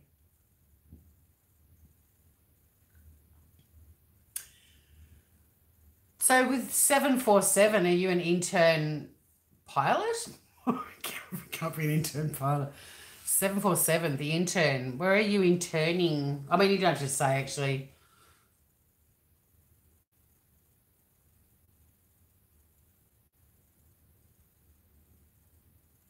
Wrote all the words down. The 5-hour audio, Dr. Phil. 90% of the words had real context. You get so affected by stuff, Tanny. You're such an empathetic woman. I don't know who's... Oh, is Joshy fishing? She's stuck out with him fishing. Maybe that's what's going on. Blake is. Right. Yeah, don't blame you, Tanny, if you have any experience like that. I just think that I've found a lot of the ones that I watched, and I didn't watch that many, but a lot, probably like 4 of the 5 sessions that I watched, and I was part of one of them. There's a lot of reaching. So I think, yeah, the daddy no thing, I didn't actually see that particular one, but I heard about it afterwards. And then the fact that they were Bella's exact words, that was a bit spooky. It's not that I don't believe in an afterlife and stuff like that. I just don't know if a free app on a mobile phone is really capable of conjuring up and translating the words of a spirit. Especially when the app says this is purely for entertainment purposes. I don't know. Don't know. And I wonder too if the app somehow is, because if you use it, I wonder if you used it but you didn't actually say anything out loud, if you'd get any words. I don't know. They all talk and sort of say what they're expecting to hear and stuff, but I wonder if you didn't actually say anything out loud to a spirit box, if any words would ever pop up. I don't know. But I'm sorry that it affected you, Tanya. And I do recall you mentioning that in the chat, probably around the time that it happened. They probably give some people comfort too, Mil and Tanny, you know what I mean?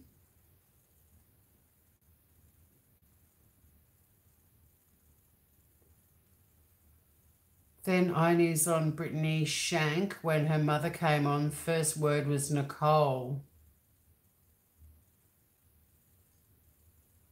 Middle names for Brittany and her mum Jessica.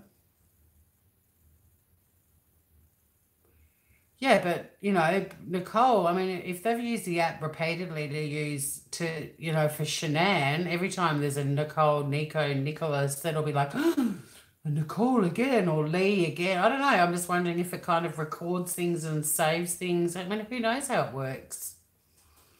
I don't know. I'm not saying it didn't. What happened didn't happen to you, Tanya. If I'd watched it and the words were constantly connecting, like the "daddy no" thing, and it was that sort of stuff over and over, I'd be freaked out as well. But then on the other hand, I'm also like, how can a free app translate vibrations or energy in a room into a word? I don't know. I think one of them said that they mucked around with it offline and it freaked them out and they didn't want to use it ever again. It might have been Jay who said that. One of them did.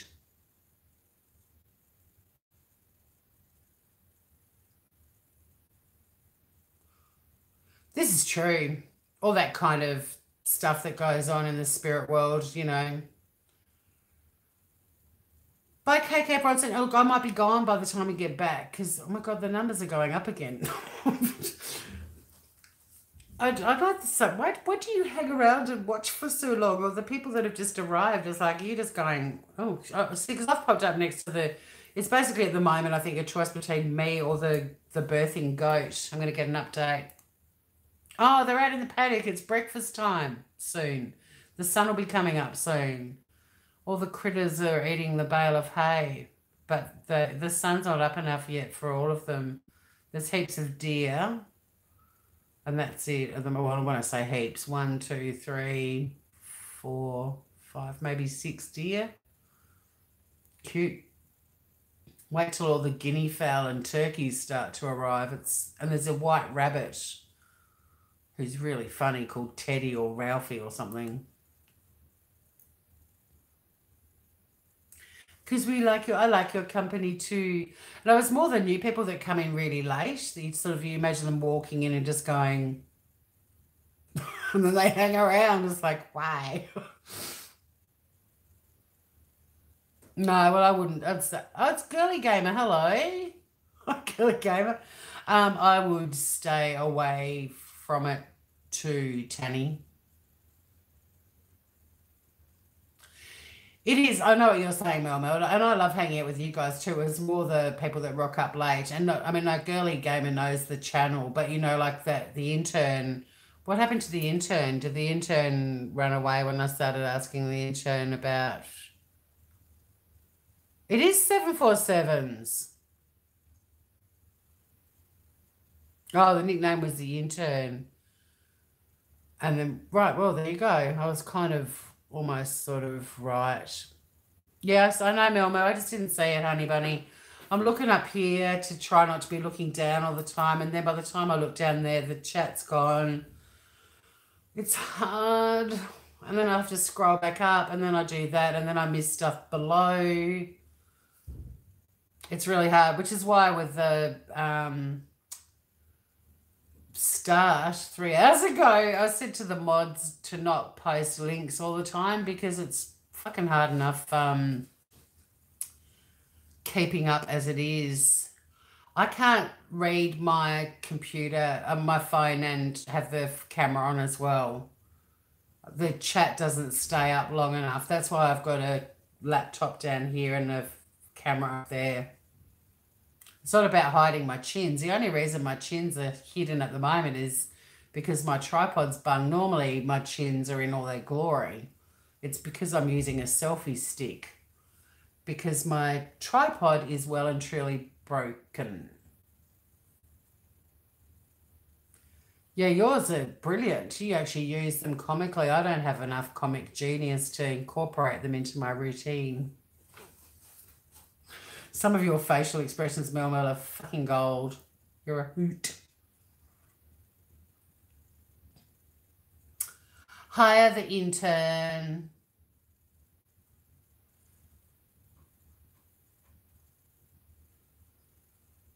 iPad. I don't have an iPad. I've got an old clunky computer that I was playing the music on earlier that didn't last for very long. It was a very short playlist.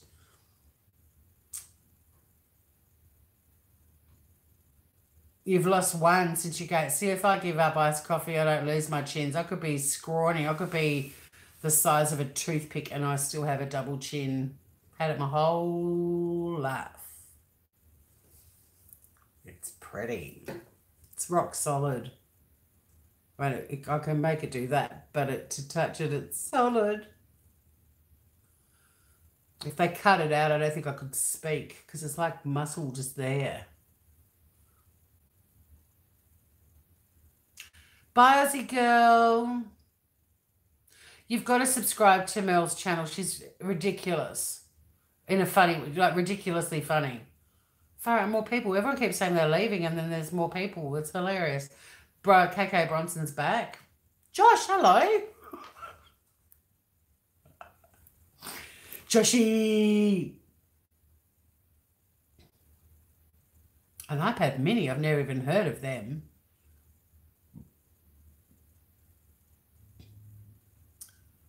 Look at everyone with their technology. Yeah, we're still here, Josh. I've got to stretch my legs. Gee, you guys must all get up and go to the loo and do stuff. You know, you can't possibly just sit and be looking at the screen for this long. Well, you haven't slept long, Josh. We've only been on for 3 hours. That's not a lot of sleep, dude. Ugh. My bum's getting sore. Mel did go to Coles, feed Josh and all that, but I do that if I don't have the live on. Imagine if I went to Coles and fed Josh and I was just live. I wonder if anyone's ever done that. They've just been live and they're like, oh, fuck this. And they've just gone off and forgotten, and it's, you know, they've come home 5 hours later and it's still on live and people are just like, did you just see a fly? It's a bit more like me watching this goat. I'm going back to the goat for a sec. Oh, that poor girl. She's just leaning up against the fence. Oh, I feel so sorry for her. She's just... How long's it been going now? 13 hours now. Poor Cassidy the goat.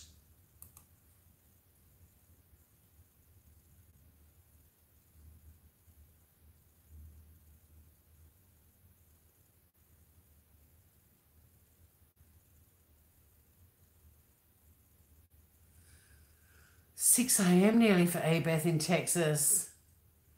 You're in labour for a week with your... What the fuck? Shut the front door. A week? Why didn't they induce you? Why didn't they pull the bubby out of you? A week? A week? Oh my God. I get exhausted. 18 years old, labour for a week. Far out. That's bullshit, Mel.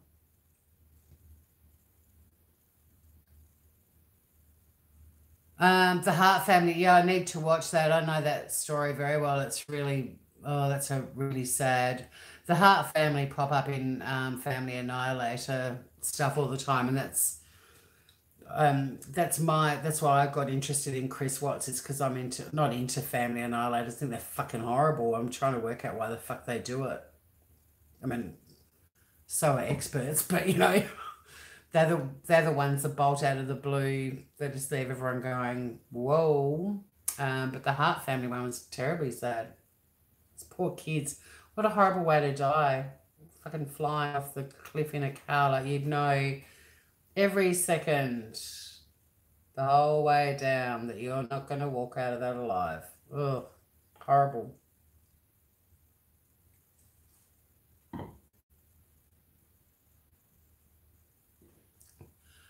God, Mel, you're the reason I didn't have any children. Well, and the fact that I couldn't. Mother's Day in the UK. Mother's Day here is May. And the only reason I know that is because Mother's Day is the worst day of the year for me without having a mum, bizarrely. Like her birthday and the anniversary of her death. They can be bad days, they can be good days, but Mother's Day, it hurts. It's a shocker. Oh, that story of Melmo's is awful. I can't log off until we a brow presentation. I keep learning all this weird pregnancy shit. Like, I can't get past mucus plug. I just can't. My life's over. I know the words mucus and plug get used side by side.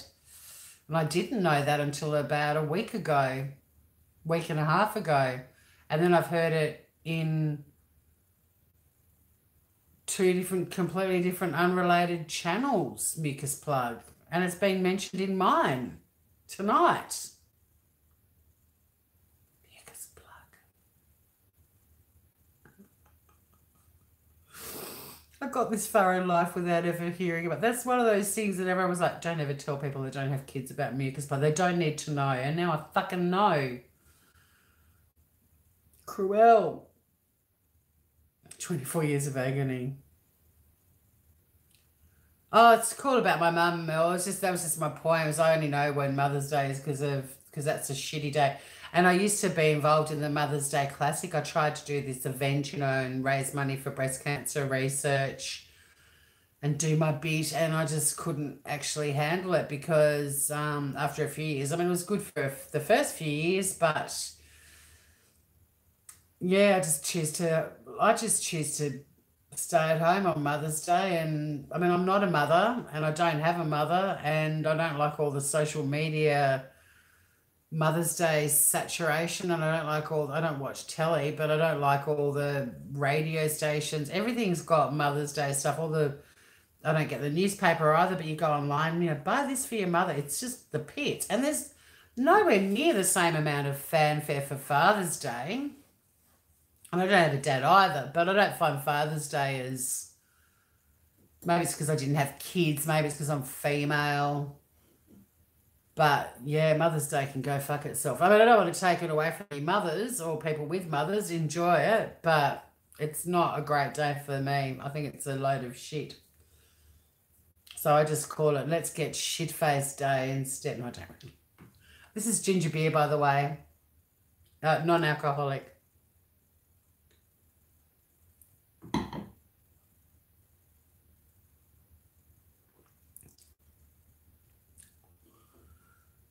I don't want your mum, your bitchy mum. My mum was capable of being a bish too.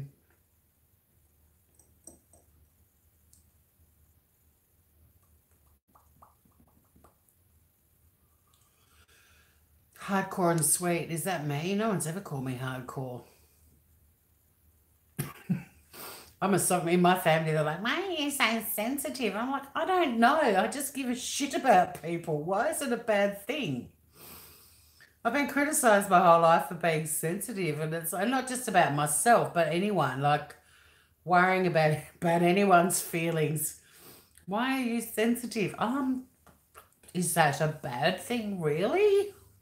I kind of like give a shit about other people. It's the weirdest thing, I think, to be criticised for being nice. Giving a shit. Yes, shame on me. Mind you, it's also the shittiest life. It is, I mean, it's shit being sensitive because you do feel things for other people. Nice guys do finish last, and every year I ask for a little bit of bitch for Christmas. Just a little bit, because I think people that have a bit of bitch, not a lot of bitch, but just a little bit of bitch, have a better life in a way. Maybe an easier one. And then every day I wake up on Boxing Day and I'm like, no fucking bitch in my Santa sack. Have to wait another year. But yeah, I've been criticised for worrying about other people. It's not that my family are assholes, it's just I'm the softest of them all. And there's a few other softies in the family too, thank fuck. But some of them are find it a bit hard to handle people who care. No, that's not the right word. They do care, just after they've cared about everything that matters to them first, whereas I'm kind of the opposite.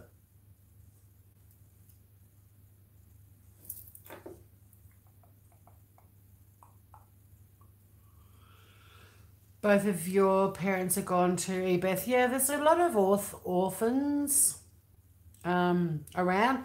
My uncle, I caught up with some of my family last week, and my uncle's lost his father, mother, and sister all within like a few years of each other. And I was like, you're the most orphan out of all of us.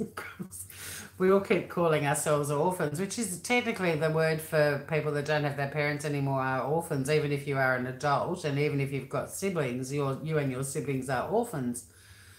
But it was interesting because, yeah, from our family gathering, there were quite a few orphans, but my Uncle Peter was the most orphan out of all of us because he's well and truly on his own.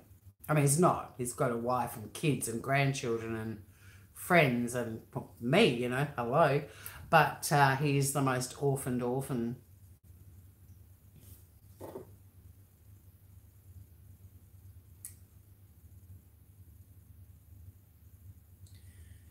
You guys all talking birthing. I'm forwarding through that. Where's Josh? Yeah, see, Josh said, have a great day, and he's fucked off out of here. You talking mucus plugs again? Are ya? Are ya? I'm the same, Tanny. It's that's it. Most confident people are super sensitive. I'm assuming you're sending me some of your beach Mel. Send my way. It doesn't work that way though. I've tried a bitch transplant before. Because I think that's what you have to do, right? Melbourne, I cry the little Labrador people, Labrador. Oh, see, I'm trying to read chat. This is what you try to read chat. It's getting so late. Well, it's not late, it's just long. Labrador toilet paper commercials used to make me bawl my eyes out. And Bohemian Rhapsody, I sobbed like a banshee on the plane flying home the other day, and it's the third time I've seen that movie. Bawling, like not even at the end of it, just the singing, just.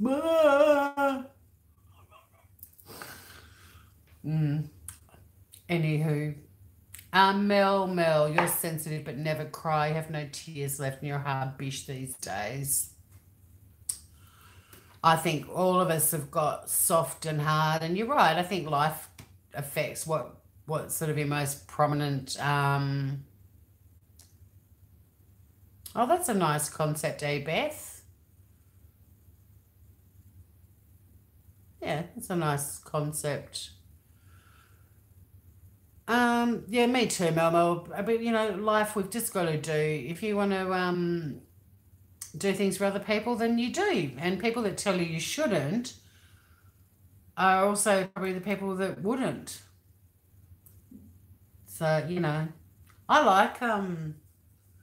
I love the feeling you get from helping someone or doing something for someone and it makes a difference and it matters to them. It's lovely. And unconditionally, like I want to do more.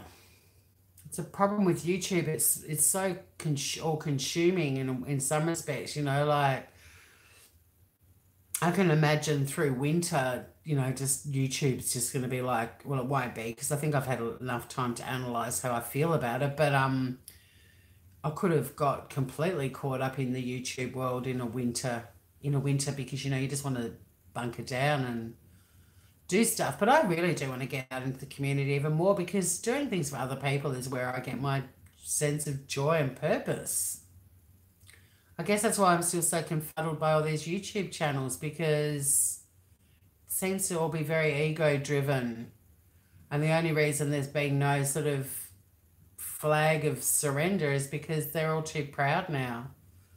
There's sort of that whole can't stop now, don't want to be the first one to put up the white flag of surrender. Be kind of novel if someone did though, wouldn't it?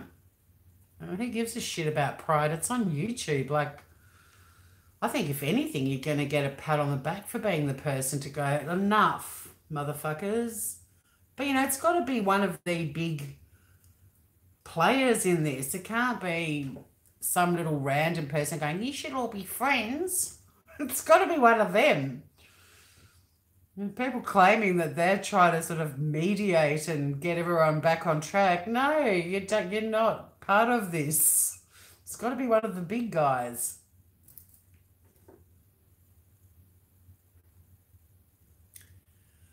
So much important shit going on in the world. Exactly, Mel. And you get such a kick out of helping people, don't you? Um, I mean, even in here, and on my Fra, yep, her hearts on our sleeves, yep. I do love that anchor comment, Beth. And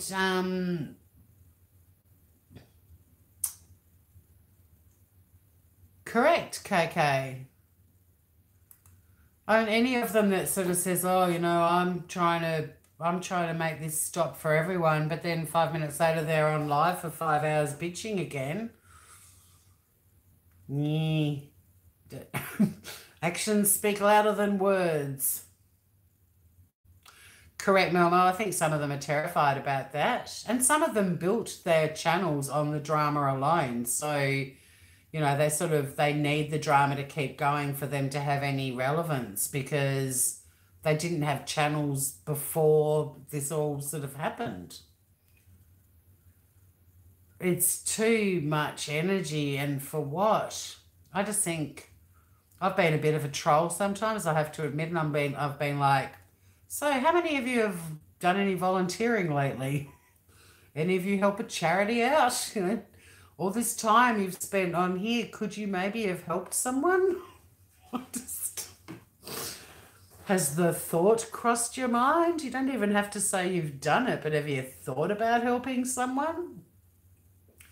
Imagine what they could have done in all of this time. And now I'm feeling like a hypocrite, because I feel like I've spoken about it a bit too much now as well. But I'm not actually slagging people off. I'm just talking about the whole concept of it. But imagine what they could have done with all of that time.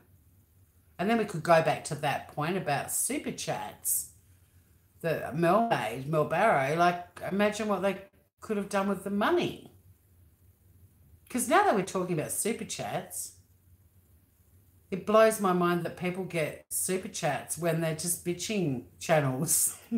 Here's $80 for being a cunt. Well, thank you. Thank you very much. I can't brain any of this.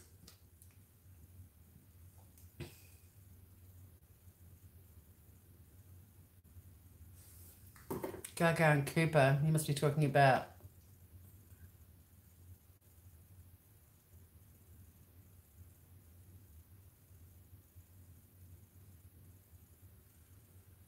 Shallow, Gaga and Cooper.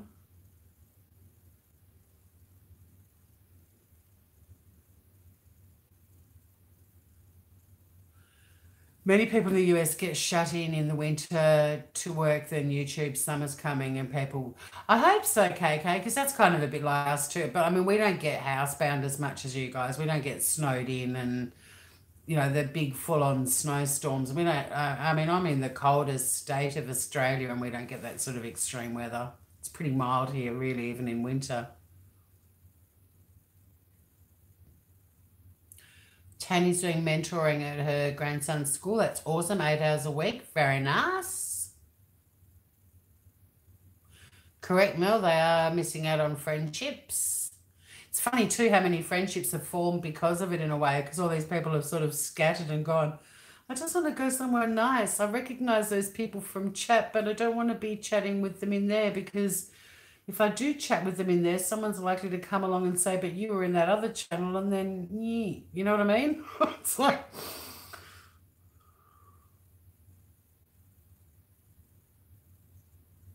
the song Shallow.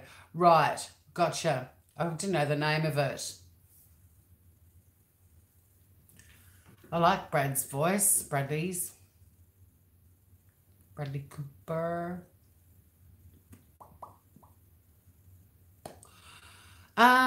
With the super chat too, YouTube takes 45% or 42. It's 40 something percent of all super chats. So when people do get super chats, they're only getting half of it.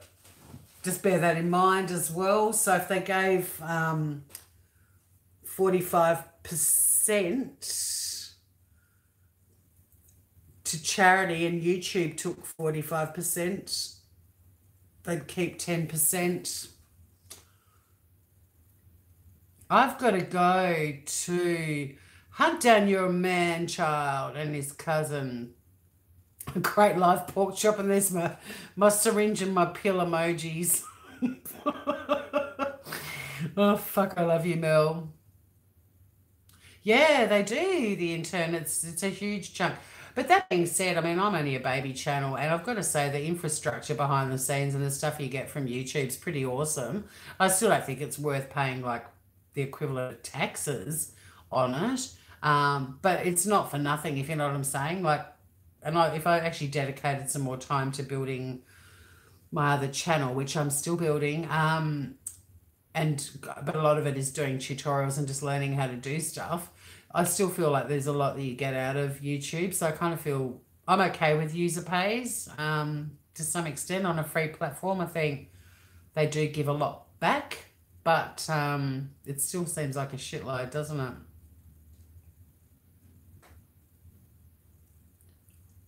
Night, Mel. All right, I'm going to log off to my little bum. Well, it's not that little, but my bum is really uncomfortable. Thank you for hanging out with me for this long. This is crazy. I was meant to be going and visiting some friends. I was going to do like an hour and a half. That's why I came on a little bit early, and here we are. They can use Cash Me, PayPal and stuff. But then, you know, there's all these channels and they're like, you can use Cash Me app, you can PayPal me, you can become a Patreon, you can super chat me. So, I mean, these guys are serious. But I think to make a living off it, you've got to have all of those different ways of getting money. Pleasure KK, sorry the sex box wasn't that riveting, but still had a bit of fun with it, I hope. Love you guys. Stay groovy. Hey, the intern, really nice to see you. Hopefully you'll subscribe and hit the notifications and come back sometime soon. I'd really like to have a chat in more detail. You kind of joined us in what I call wind down mode. But come back sometime soon. I love all these new people that find us. We had a gorgeous girl with us earlier from Sweden. It's so cool.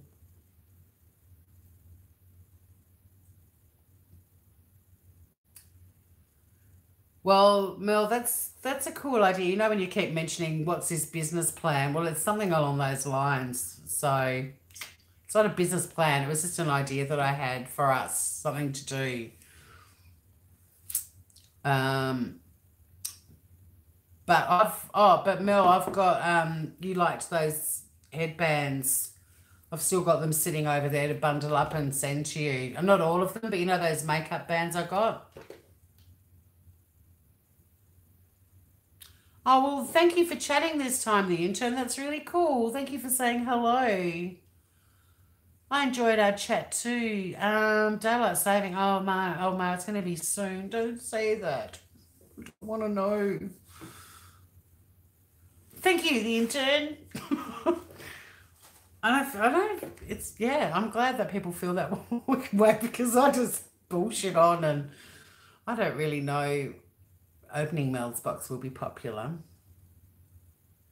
Yes, it will.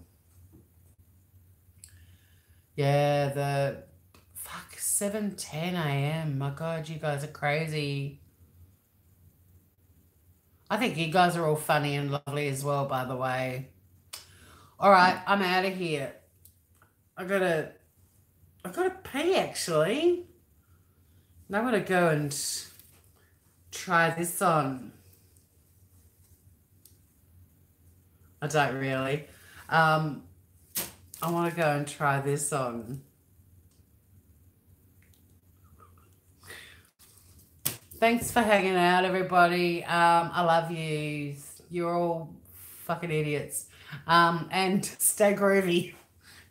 See you soon, everyone. Bye.